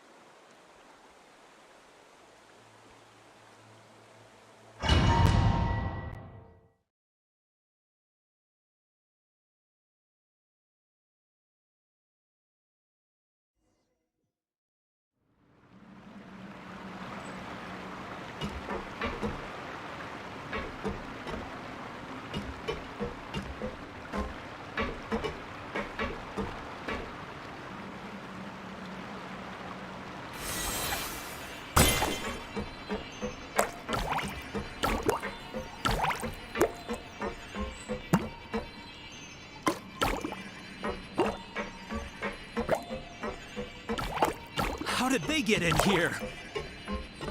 Captain, up ahead! Those look like our fugitives! So they found this place too? Don't let any of them escape!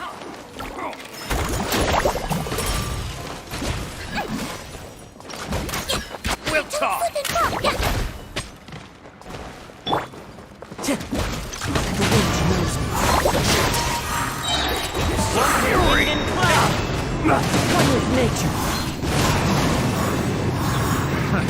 Another test subject.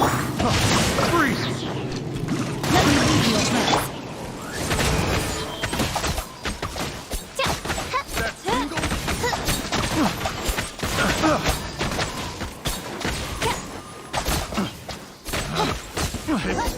The wrong test subject.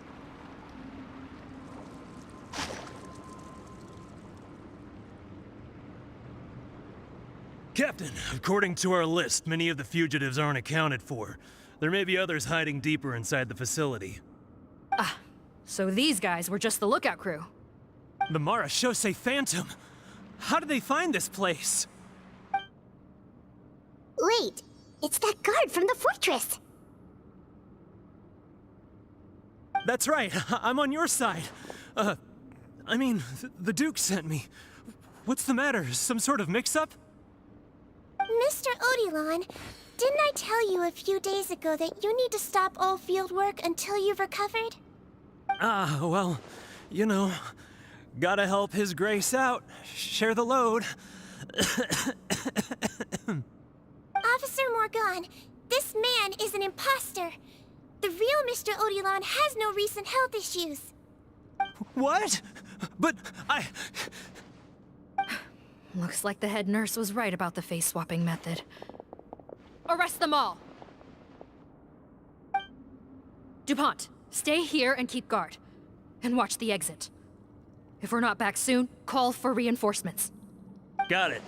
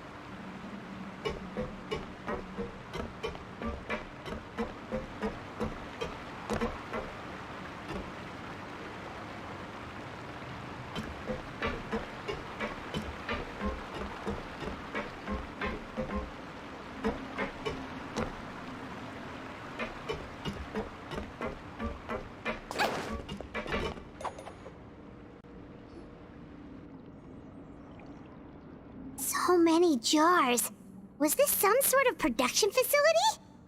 This scent, it's probably the ingredients used to make butterfly dew.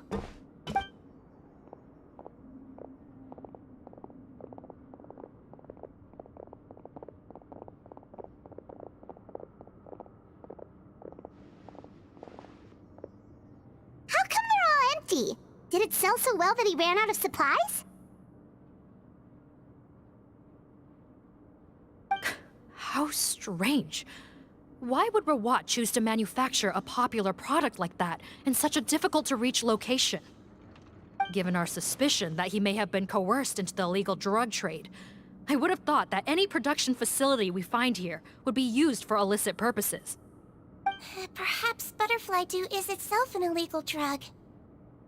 Do you have any evidence for that claim? No, just a guess. We need to find Rawat as soon as possible. He has all the answers we need.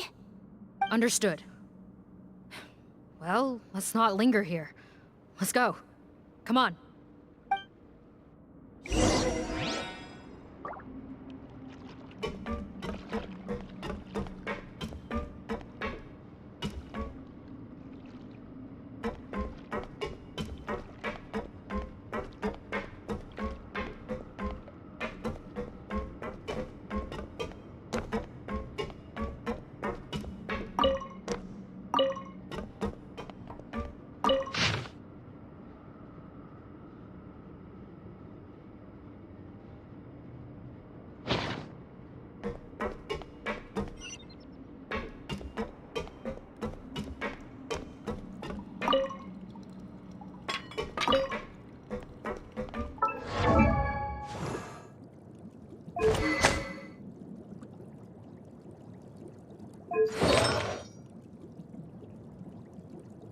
Doesn't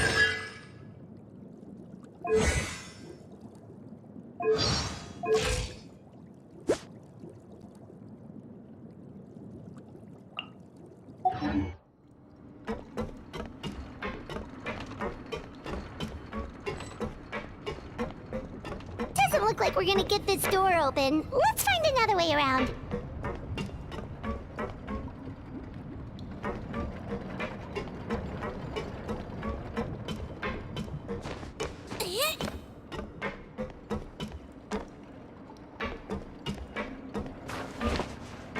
This one's closed too.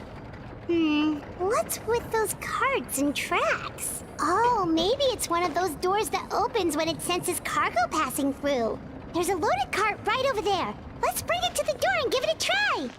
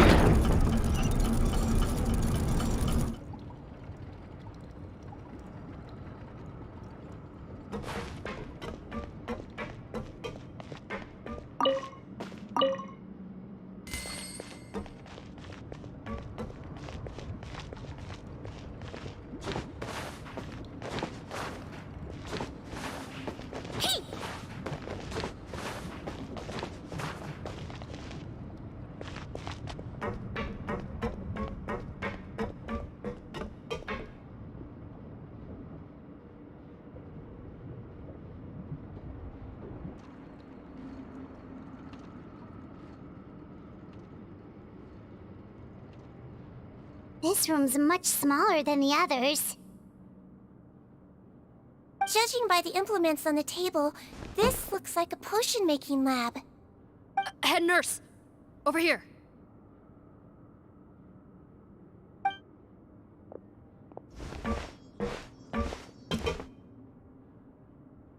Let's see. Huh? Robot's clothes? Why would he change here? Perhaps they stripped him down, left the clothes behind, and disposed of him somewhere else? Yikes, Siegewiene, where did that come from? Oh, what a tragic way to go. Especially with such a bright future ahead of him.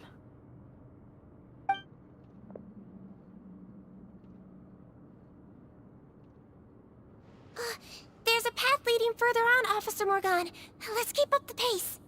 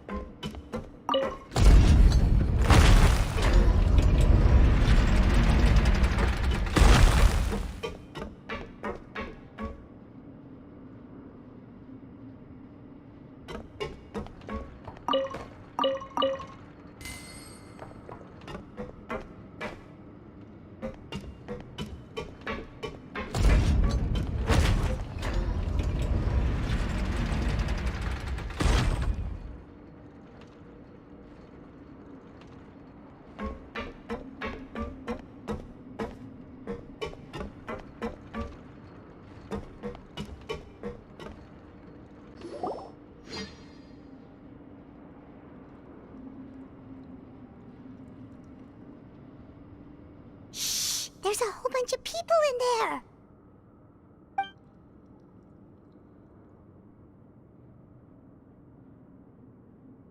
Are you serious? You're telling us that within a day, our faces are going to rot like yours? Fontanian physiology changed dramatically after that great flood, and it's not as compatible with this face-changing solution as before. The side effects are as you can see. Why didn't you say anything before we all used it? Look, my plan got you all out of prison, didn't it? You'd have much bigger problems to worry about right now if the Marshal Say Phantom found out about your other crimes. Consider an ugly mug getting off lightly. Ugh. You're just lucky we didn't leave you in there, after you disappeared on us with no warning. We only let it slide because we're former partners. And now you have the gall to pull a stunt like this? Partners? Make no mistake, each of us is only looking out for himself. If you place too much trust in others, well, I'm afraid that's your problem. You hid things from me too. Remember how you each had a spare potion? You kept quiet about it until we planned the prison break? Oh, and you didn't have a secret spare? Then do you want to explain how you melted your face off before all this? Guys, that's enough. Calm down. It is what it is. Arguing won't change anything. What's the plan, Parton? I'm assuming you brought us here for a reason? There is no plan. We followed him here on the promise of more juice, but it turns out there ain't a drop here. Besides, what does it matter now anyway? He already said, even if we did get our hands on more of that stuff, switching faces again solves nothing. They're still gonna melt off eventually. I said enough arguing! Potton, tell us the plan. The most practical solution is to continue using the potion. Keep switching to a new face before the ulcers can start forming. Are you kidding me? This stuff was hard enough to get a hold of even when we had a supply. Now you're asking us to use it like skin lotion, after the flood all but wiped the supply out? Well, there is another option. But you'll have to make a deal with me first. Okay, now we're talking. What's the deal? I have a document I took from that researcher that details how to make a replacement. Just give me 1 bottle of the undiluted fluid, and I'll get to work. What's the problem? I thought you always kept reserves. Or do you really just have 1 spare bottle each? What do you think? That we were shipping them into the fortress of Meripede by the basket load? Well then, say hello to never showing your marred faces in public again. Ugh, I've heard enough! Get him! Let's see if that document even exists! Freeze! Marshal, say Phantom! What? Who let them in? Officer Morgan, before anything else, please find out Rawat's status. Rawat? I don't see him. Hand over the hostage now, if you want any chance of avoiding an extension to your sentences. Spare us your condescending attempts to coax us back to our cells. You think we're looking to negotiate? Rawat is dead. Potton? Arrest them all! Don't let anyone get away!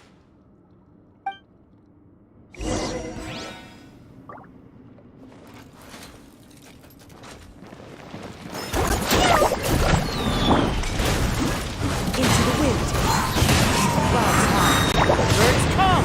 One with nature. He might feel a little Picked the wrong test subject. Into the wind.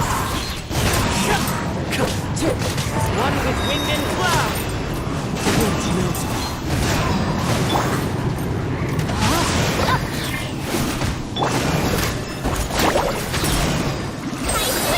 for medical research.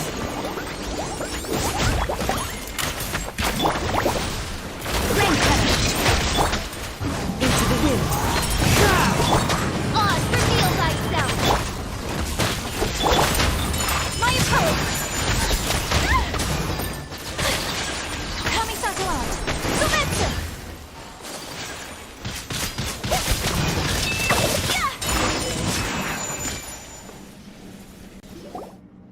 Huh.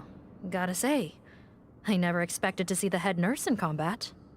Some patients respond better to a more aggressive treatment plan. Did we get everyone? Captain, we finished the head count. Potton's missing. Over there! The door's closing!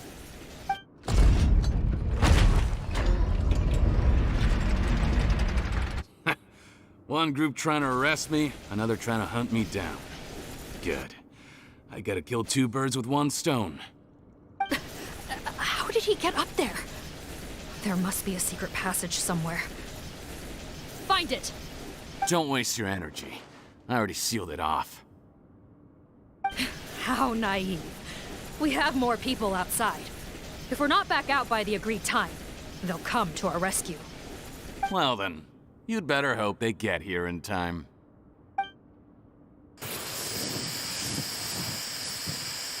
There's some kind of gas leaking from the pipes. Oh, be careful, it's poisonous. This is our distribution center, where we store the product derived from our source solution. We had to use special fire prevention methods to prevent contamination. The pipe network here was designed to emit a gas for firefighting. One little modification later, and it makes an efficient death trap. Why would you do this? Your partners are here too. Oh, please. If they can't supply what I need, they're of no further use to me. Besides, I can't have them exposing my potential whereabouts. He's a maniac! Come on, we gotta find a way to open that door! Go ahead, struggle in vain. Once the last of you croaks, no one will ever find me again. So long! Are you sure you're ready to leave, Cotton? You haven't changed your dressing today. You can't cure my face. Just give up. And what if I could? Nice try. You're just trying to stall me. Don't you worry about me. I'll find a way to cure my face once I get out of here. Oh, I doubt it. After all, Fontanians can no longer dissolve in primordial seawater. What the... How did you... The key component of the face-changing potion is the fluid left behind by dissolved Fontanians. It might look like ordinary water, but it has some unique elements in it. Before the flood, all Fontanians were oceanids, physiologically speaking. A potion made from that fluid could dissolve and reconstruct the face of a Fontanian in much the same way as hydroidolins change form. Theoretically, it could give someone any appearance they wished. But since the flood, Fontanians have become true humans. They can no longer provide the source material for this potion, nor reap its benefits. Are you saying this potion is made from Fontanians dissolved with primordial seawater? And their crimes are far worse than I thought. How could you know all of this? No, wait. Of course! Well. So that's why you have a human appearance. It also means that I have a formula you're unaware of. The air's getting thicker. It's getting hard to breathe.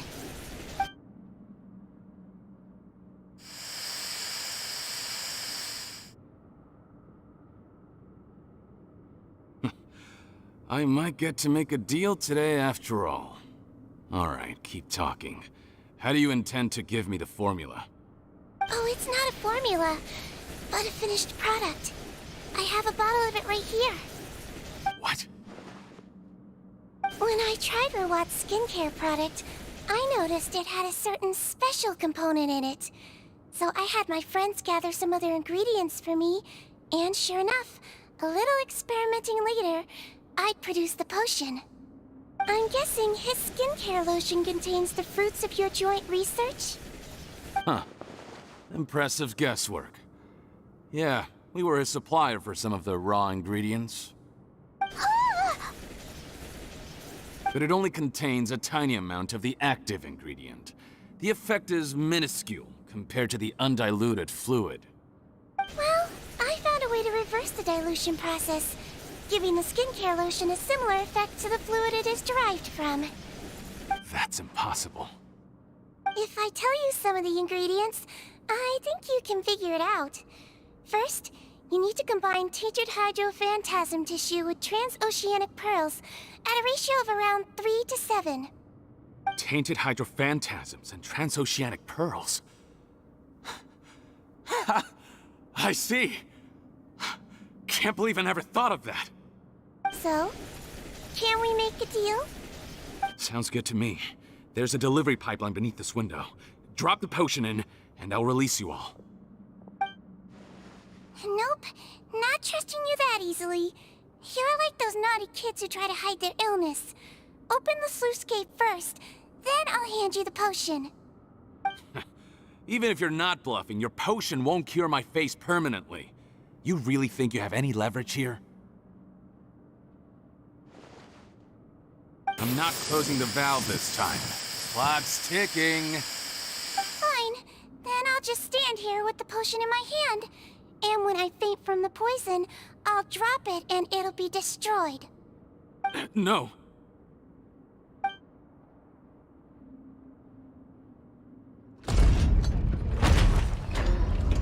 It's open! Disable that sluice gate! Jam it! Don't let it close again! That's more like it. In that case, a promise is a promise. Head nurse, there's too much poison gas in here. We have to leave, now!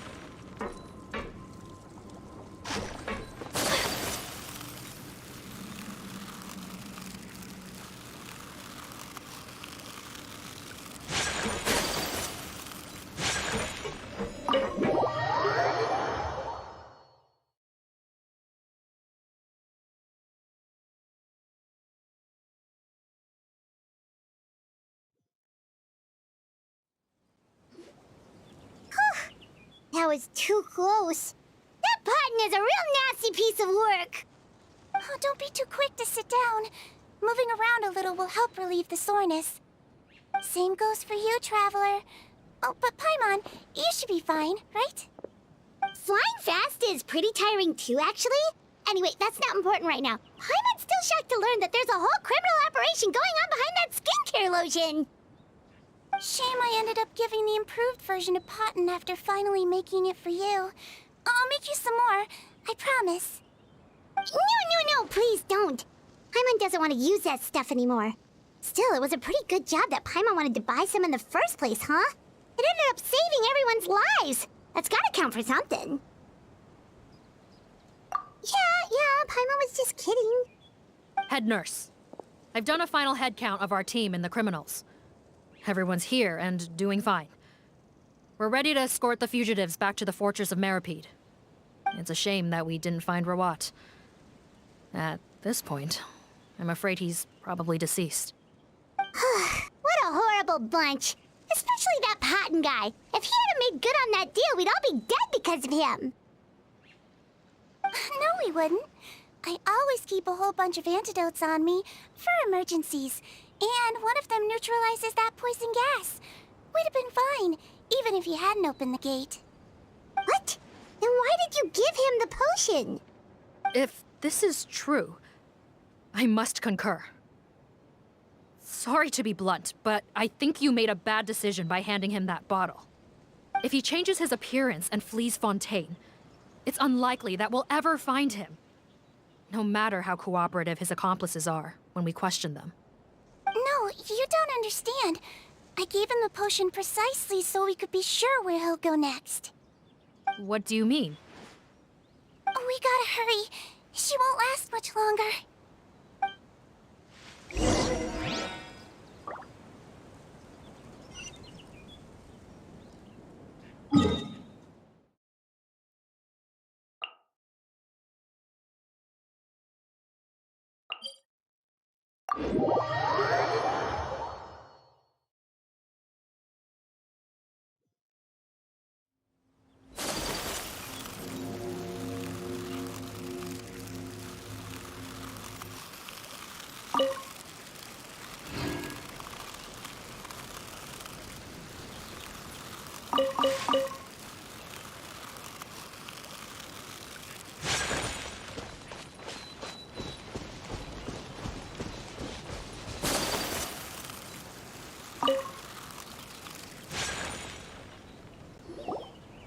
Don't move a muscle. I might be short, but I pack a mean punch. Captain, you're just in time. While I was lying in wait, I spotted this crook snooping around, trying to find a way in. So I detained him. Whoa. His face. Are you... Potton? So this is where you were heading, huh? What? This is how Potton looked before his face was marred. His current appearance matches the mugshot on his arrest warrant. I see. Wait, so what's going on? Wasn't the whole point of the potion to disguise himself and escape Fontaine? Why would he change back to his original face and run right into our trap? Enough of this nonsense. Let me in! You better pipe down. There's an old lady in there who's very sick. No way are we letting a crook like you inside. To heck with it. Listen to me. I'm Rawat. That's my mother in there. He's gotta be lying, right? Rawat was a victim in all this. He was forced into it against his will. How can he and this monster be the same person? Forced against his will? That's the funniest thing I've heard all day. Heck, when I was being coerced, everyone thought I was colluding of my own free will. And then when I actually became a criminal in my own right, you all suddenly thought I must be under duress. Amazing what a difference a handsome face makes. Save us the speech. Explain yourself. You want an explanation? Fine. I'll tell it how it is. When I was just Potton, the whole world treated me with contempt. Ew. What do you want? Get away from me. Women despise me. Collaborate? You don't look like much of a researcher to me. My peers scorned me. Mr. Potton, was it? I'm most interested in your research. Consider my offer carefully. I doubt you'll find other investment opportunities. Only villains would work with me. You want out of the game? Forget about it. Turns out, I slipped up a little. Left your picture with some Marechaussee Phantom officers. Easy mistake to make. Now they've listed you as an accomplice and drawn up an arrest warrant. So I suggest you put any thoughts of running away to rest. If you get caught by the guards for being in the synth business, you ain't ever seeing the light of day again. There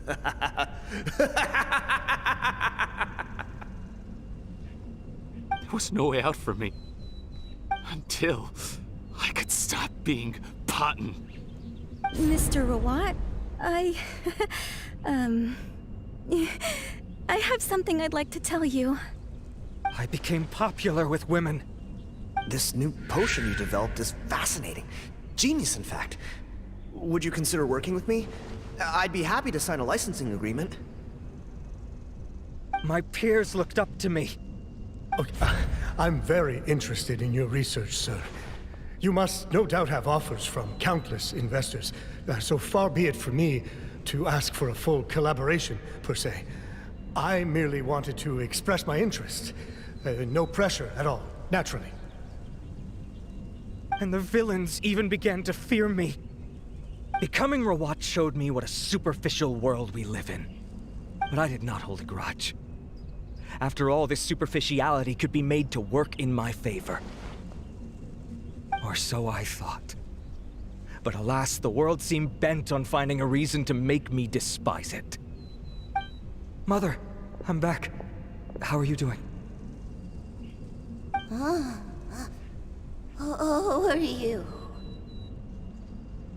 I bought the best medicine Mora could buy, but nothing would cure her illness.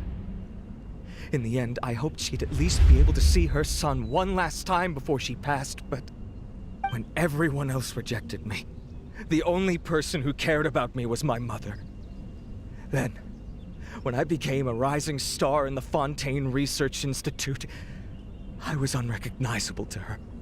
I have to let her see me again. Even if it means donning my own wretched, ugly face. Well, is that enough explaining for you? Now do you understand? Let me inside already! Have you ever considered if you'll even be able to look your mother in the eyes after what you've done? You found a way to completely change your identity. You could easily have escaped from them. But no. You chose to keep working with them. Why would I want to give up on such a lucrative business? The profits were dozens of times that of the synth business, and it was all above board.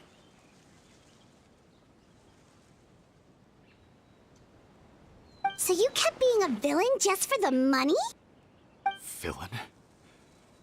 By what standard? Is doing evil deeds really what makes someone a villain in your eyes? Or does it all come down to the way they look? None of you saw a villain when I was wearing my other face, did you? You have no right to judge me! You're all just fake people living in a hypocritical world! I regret nothing! My mother would understand! You're a villain to the core! But especially that tongue! Honestly, I don't see a villain when I look at your current face either. Don't humor me. You don't seem surprised by my confession in the least. How long have you known the truth? I didn't know anything for sure until you chose to take that potion bottle and spare our lives. But if you're asking when I started suspecting you, it was the first time you came to see me at the infirmary. I had to confirm my suspicions. That's why I chose to join this investigation. Are you kidding me? A young, promising researcher and a wretched criminal? What on earth gave you the idea that they could be one and the same person? Well, there were no visual clues. This potion's face-changing effects are very powerful. Even as a Melazine, I couldn't see through the disguise. But I believe I understand humanity a little better than most of my kind. Humans have certain fundamental qualities that do not change with their appearance. Fundamental qualities, huh? So you think you're the one who's seen through me, do you? Most people probably don't know this, but I think I can guess what your deal is. Melazine constitutions are very close to that of water, so it stands to reason that the potion should work on them too. You use it yourself, didn't you? That's why you have a human appearance. Siegewiene? Yes, you're right.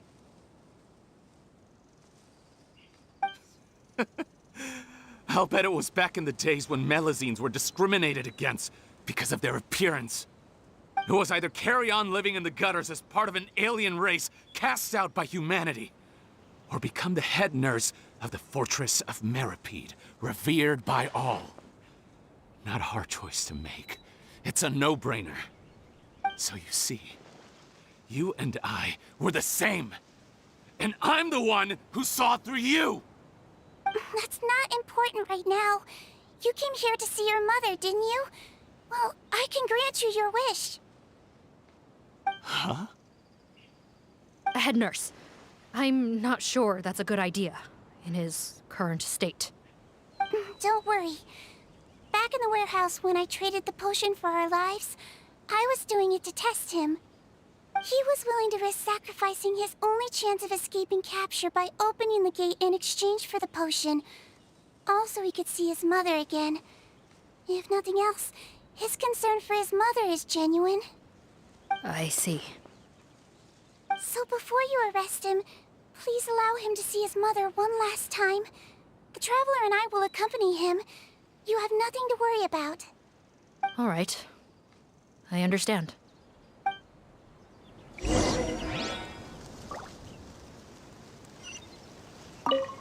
I don't trust this guy much. Be careful.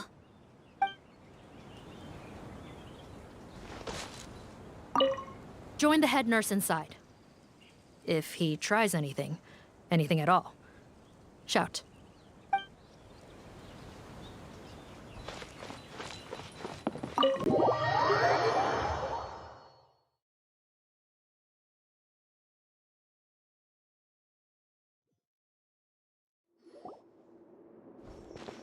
Mom? It's me, Potton, your son.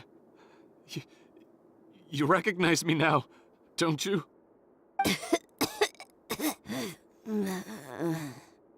Mom, what's wrong? I'm sorry, but I have some bad news. I examined your mother last time we were here, and it appears that due to her prolonged fever, she's lost her eyesight. What? Your appearance no longer has any bearing on her ability to recognize you. But there are always other ways to remind our loved ones who we are. Wouldn't you say? No, it can't be. Please, Mom, open your eyes. It's me, your son, Potton. If you really can't see my face, then here, take my hand. Tell me you feel your son's hand. I've done so much to get to this point. Please, you have to recognize me. No. The temperature of his palm must have changed. I'm sorry. It seems I couldn't bring him back to you after all.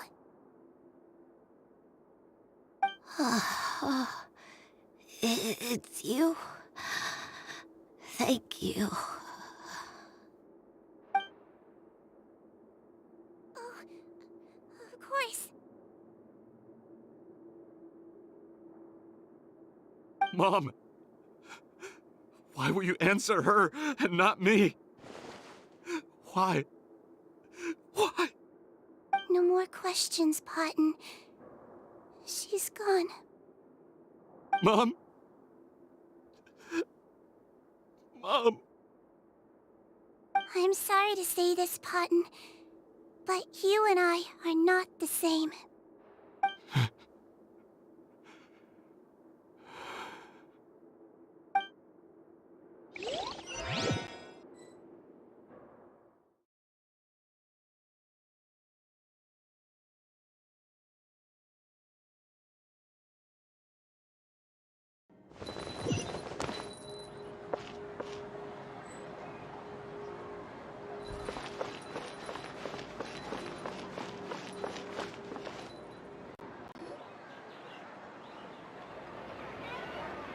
The wait is over, everyone! The sale of our new skincare product, Romaritime Essence, will now begin. Another skincare promotion! And it's selling as fast as last time. Wonder what people would think if they knew what was in the last batch. Oh, Siegewene's here too! Hey, Siegewiene! Oh, Traveler Paimon, hello! Oh, I hope you two got a good rest yesterday after all your hard work. Of course! Nurse's orders, right? Anyway, are you here to take notes for your next article? Actually, I'm mostly here to help Officer Morgan wrap up yesterday's case. Ah, that reminds Paimon. That stuff sold like crazy, didn't it? Is it gonna cause huge problems? Nope, there's nothing to worry about. Unless modified, Butterfly Dew is an excellent skincare product that's completely safe to use. Besides, officers have already retrieved all Butterfly Dew purchased on the market. Now it's just a matter of disposal. After consulting Monsieur Nervulette, I came up with a way to neutralize any harmful effects, so it'll evaporate naturally without polluting water or soil. Wow, it's Siegewiene to the rescue again! Thank you for serving as our consultant, head nurse. All the butterfly dew we recovered has been disposed of, according to your instructions. Great! Good job, everyone! Also, you mentioned you wanted a copy of Rawat's interrogation records. Well, technically, Potton's records. Anyway, I have them with me. Here. After he saw his mother for the last time, it was like all his mental defenses came crashing down. He put up no resistance during the interrogation, and answered all our questions. We learned a lot. Apparently, the formula was something he discovered by chance while helping the criminal gang produce synth. Later, he came up with the idea to dilute it and use the resulting substance as a skincare product. Their supplier was Vache, but you could also argue that they were the ones doing him a favor. His operation helped Vache's gang dispose of an enormous amount of evidence. It made for a seamless collaboration. One man's trash was another man's treasure, and there were no loose ends. It's no wonder we never noticed what Potton's gang was up to. Vache again, huh? Is there still no end to the harm he caused? Make no mistake, the crimes of Vache and his accomplices will come to an end. It's only a matter of time. Since the flood cut off their supply of primordial seawater, they've been forced to resort to riskier methods, like using their private reserve to attack people on the street. Naturally, those attempts all ended in failure. After receiving numerous reports, we were able to zero in on the gang and eventually round them up. That sounds more like it. Based on what he told us in his confession, we pretty much had him backed into a corner, even though he made a point of distancing himself from the gang while disguised as Rawat. He tried to throw us off his tail by reporting his accomplices, giving him enough time to transform back into Potton and see his mother one last time. But there was one thing he hadn't anticipated. Even though Potton had been missing for a long time, we were very much still on the lookout for him. So the moment he appeared in public, after changing back to his original appearance, we caught him. So he tried this once before, huh? Guess he really did want his mother to see him again. But in the end... Looking at the interrogation records, It seems like he spent the first sum of money he earned as reward on his mother's treatment. Yes, which is why I suspect that his initial motive for using the potion was not personal greed, but a desire to become somebody who had the power to save her. Even so, he went too far. In the end, he got what he deserved. I understand. Thank you for bringing me these records. Why did you want them anyway? Patton was one of my patients, so I need to put together a medical file for him. My teacher always stressed that a person's life experiences are just as important to their file as their medical history. Why are you still treating him like your patient? Isn't he kind of beyond redemption now? That may be true, but a patient is a patient, regardless of the choices that bring them to my care. One last thing, head nurse. Please keep everything you know about this potion a secret. It would be for the best if most of Fontaine knows nothing of its existence. I know my fellow officers and I will be able to sleep easier if that's the case. Of course. Not to worry. Thank you for understanding. I'll take my leave then.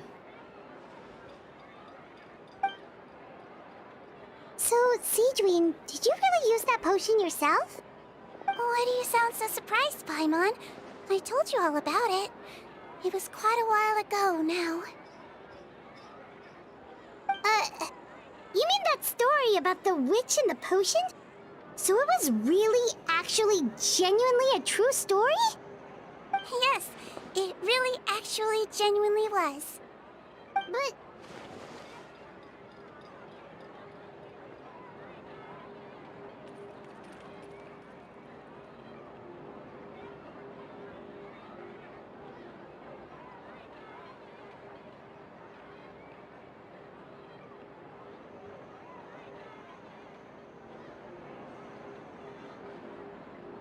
I know. There are some secrets I can't tell anyone about. But considering everything we've been through together, I know I can trust you with them. Before I tell you, though, could you follow me somewhere? I want to pay my respects to an old friend. Of course!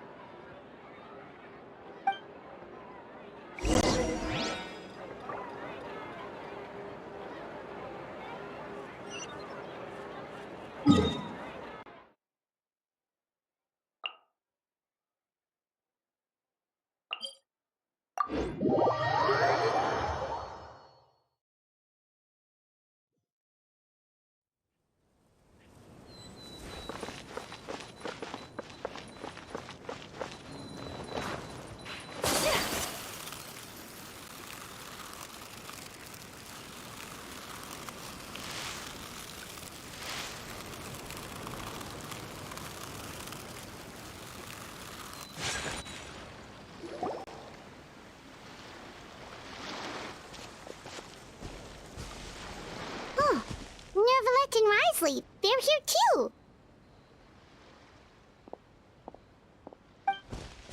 Good to see you, traveler. Paimon. I trust all has been going well for you? Big news, everyone. The Udex is out of his office on important business. Is that genuinely something people would consider big news? Why wouldn't they? Important business is a big deal. Ah, yes, you're quite right. When someone you care about requires emotional support, being there for them at the right time and place is of the utmost importance. After reading the Maréchal Phantom's reports, I had a feeling a trip here might be in order. Take note. That, my friends, is how Monsieur Nervalette shows that he cares. We're both here for the same purpose, actually, to accompany Siegewiene as she pays her respects to her late teacher. So the old friend she mentioned was her teacher then? The witch? Oh, sorry. Paimon didn't mean to be rude. It's only because Siegewiene calls her that all the time, so... I doubt she considers that title to be offensive, Paimon. Don't worry. Indeed. In fact, I believe Siegewiene would take it as a sign of affection. She has spoken of this doctor on many occasions, and it sounds like she was a truly generous individual. In those days, many people harbored prejudices against Melusines. She was the only teacher willing to take Siegewiene on as a student. Wow. It's really nice of you two to be here for Siegewiene.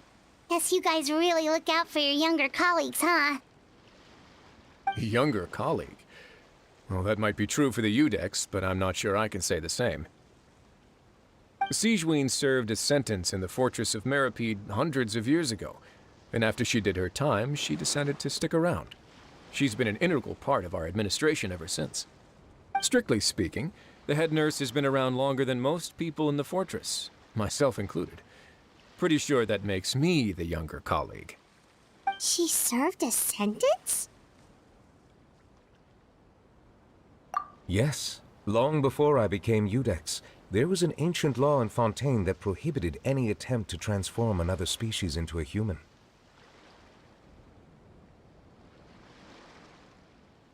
Initially, I and most researchers believed this law to have been imposed due to ethical concerns. But now, it seems more likely that the law was nothing more than an insurance policy, a way for Egeria to ensure that her people would remain insulated from the truth, thus enabling them to lead more straightforward, happier lives. Ignorance is bliss, as they say. Siegewiene had her reasons for choosing to obtain a human form, but the act was nonetheless in clear violation of the law. Could you tell us a little bit more about what happened back then? Certainly. Siegewiene does not object to her close friends learning about her history. In fact, I first learned of it myself because she confessed the truth to me of her own volition.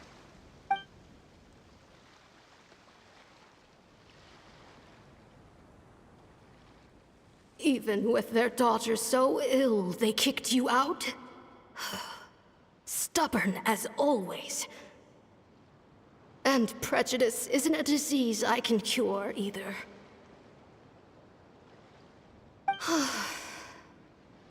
Shame that I don't have the energy to get over there. You're laughable, you old witch. You want to save everyone in Fontaine, but you can't even save the patient before you. Master, what are you... I discovered a strange disease, one I suspect that every Fontainian suffers from. But without witnesses or proof, no one will believe me. I had no choice but to experiment on myself to find a cure, but I hit a wall. And as you can see, it took a wretched toll on me. Then I'll find a cure for you, and then you can go cure her. There's no need. I am beyond saving now. There's nothing you can do. But, Master... As I said before, a doctor's duty is to treat whatever ailments they can. I know, but they don't trust me at all.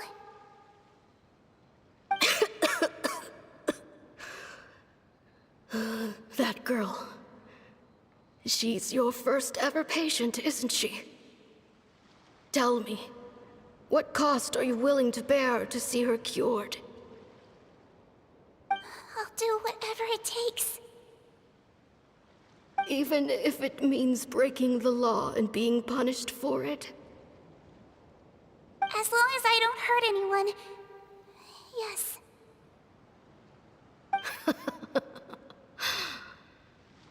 Spoken like a true student of mine. Then I shall make one more final gamble.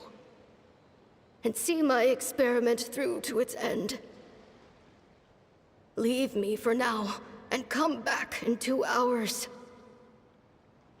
If I am able to work this miracle, then I will have found a way to save all Fontainians, and I shall be able to help you treat that girl. If not, then it means there is one more disease in this world that I cannot treat. In that case, do not come looking for me. I will leave you a parting gift. An accidental discovery happened upon through my study of this strange disease. It has little use, but it will at least help you cure this one patient you can reach.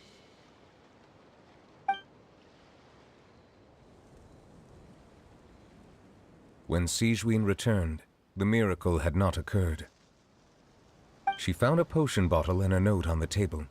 After using the potion as instructed, she gained her current form, breaking Fontaine's law in the process. And after I had confirmed the veracity of the events, I gave my verdict. So that's what happened. I fear Siegewiene only understood the full story after the truth about the dissolution of Fontainians was uncovered. When I reflected on all this with that knowledge in hand, I felt a deep sense of regret. As I use the law to uphold justice, there are times when I cannot help but acknowledge its ruthlessness.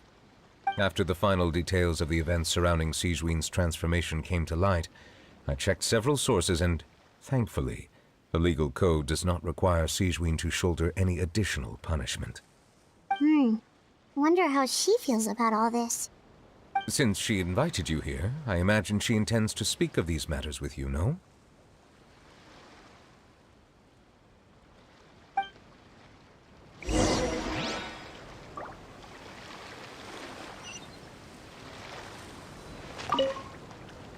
On behalf of the Maréchaussée Phantom, I would like to once again thank the Fortress of Meripede for your assistance in the response to yesterday's prison break.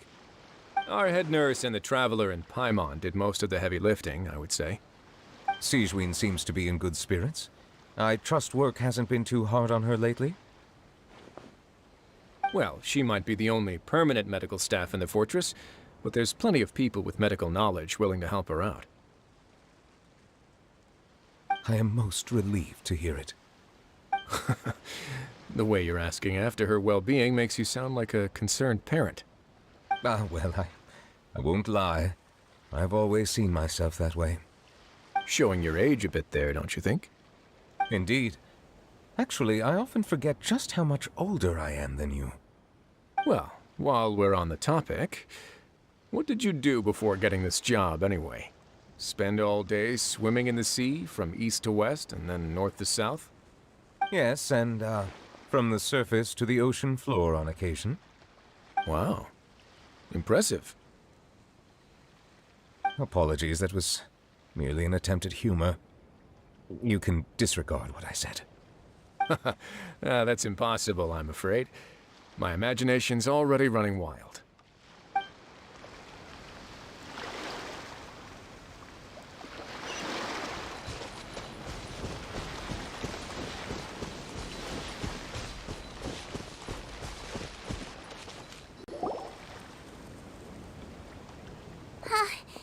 You're here. The old friend I mentioned was my teacher.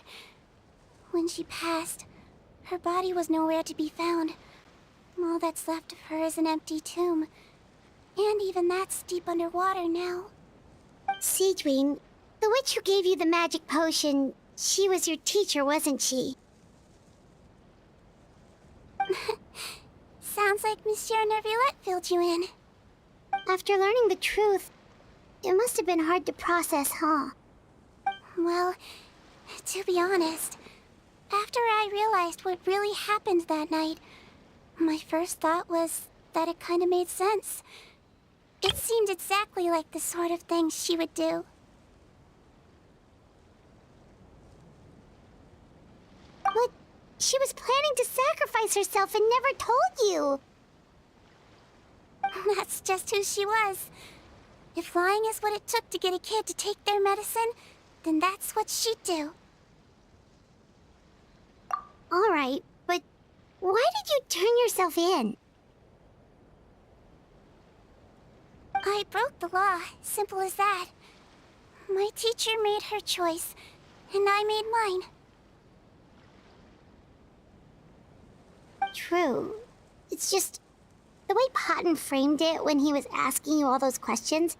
It made Paimon really mad. You're not like him at all, and everything Neverlet said confirms that. And yet, you were still convicted and thrown in prison. It just feels so unfair. Unfair? I happen to think just the opposite. If I hadn't served that time, I'm not sure I would have been able to stay strong when he was questioning me. Well, what makes you say that? I knew you'd be curious. Let me tell you a story.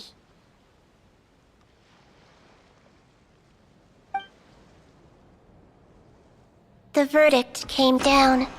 This Melazine is guilty. Deudex defended the authority of Fontaine law, but he did not confiscate the Melazine's medical kit. And so, the Fortress of Meripede gained a new little doctor.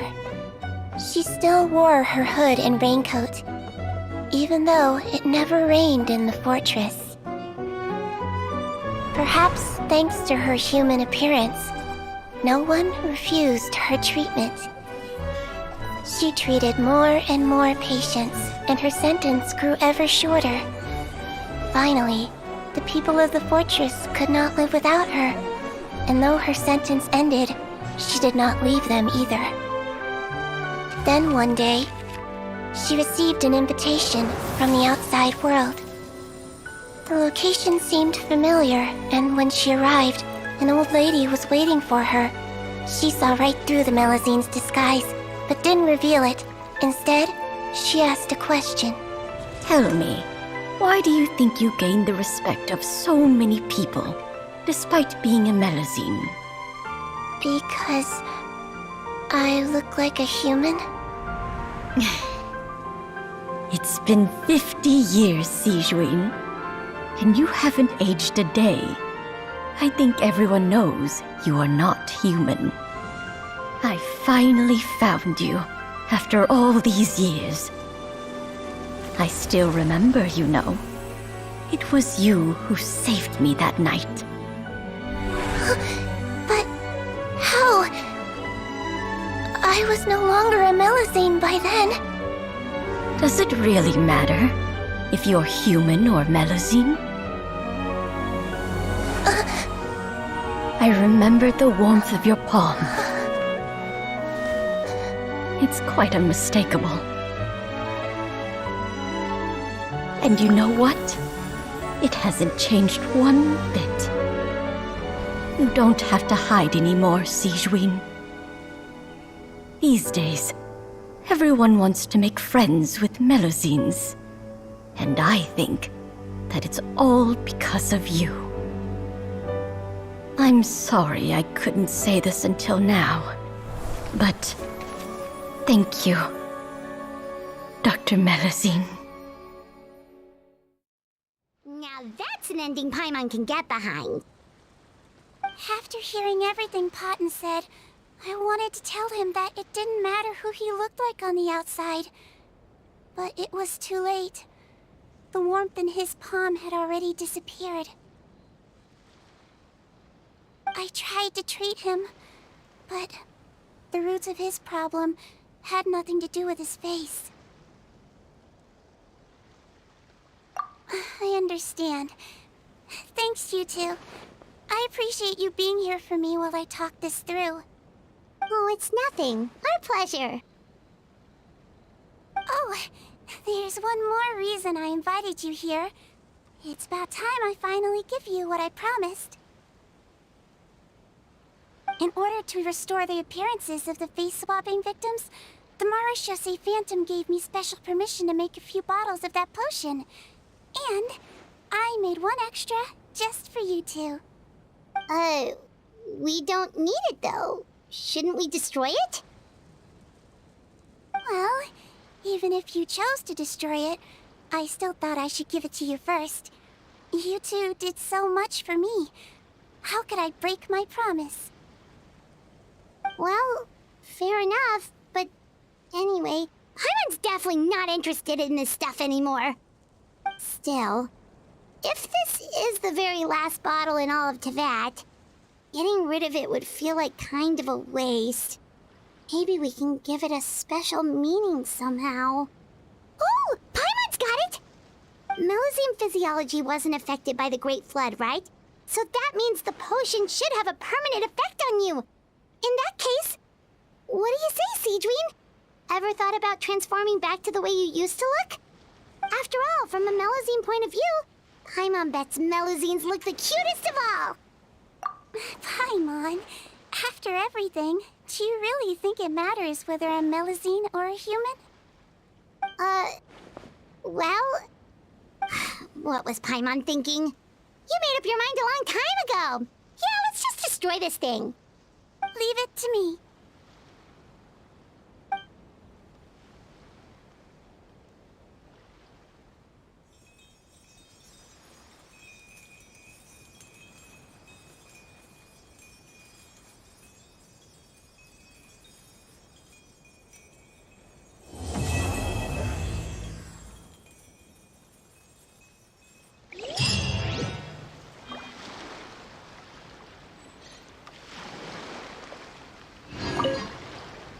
I'd like to stay here with my teacher for a little longer.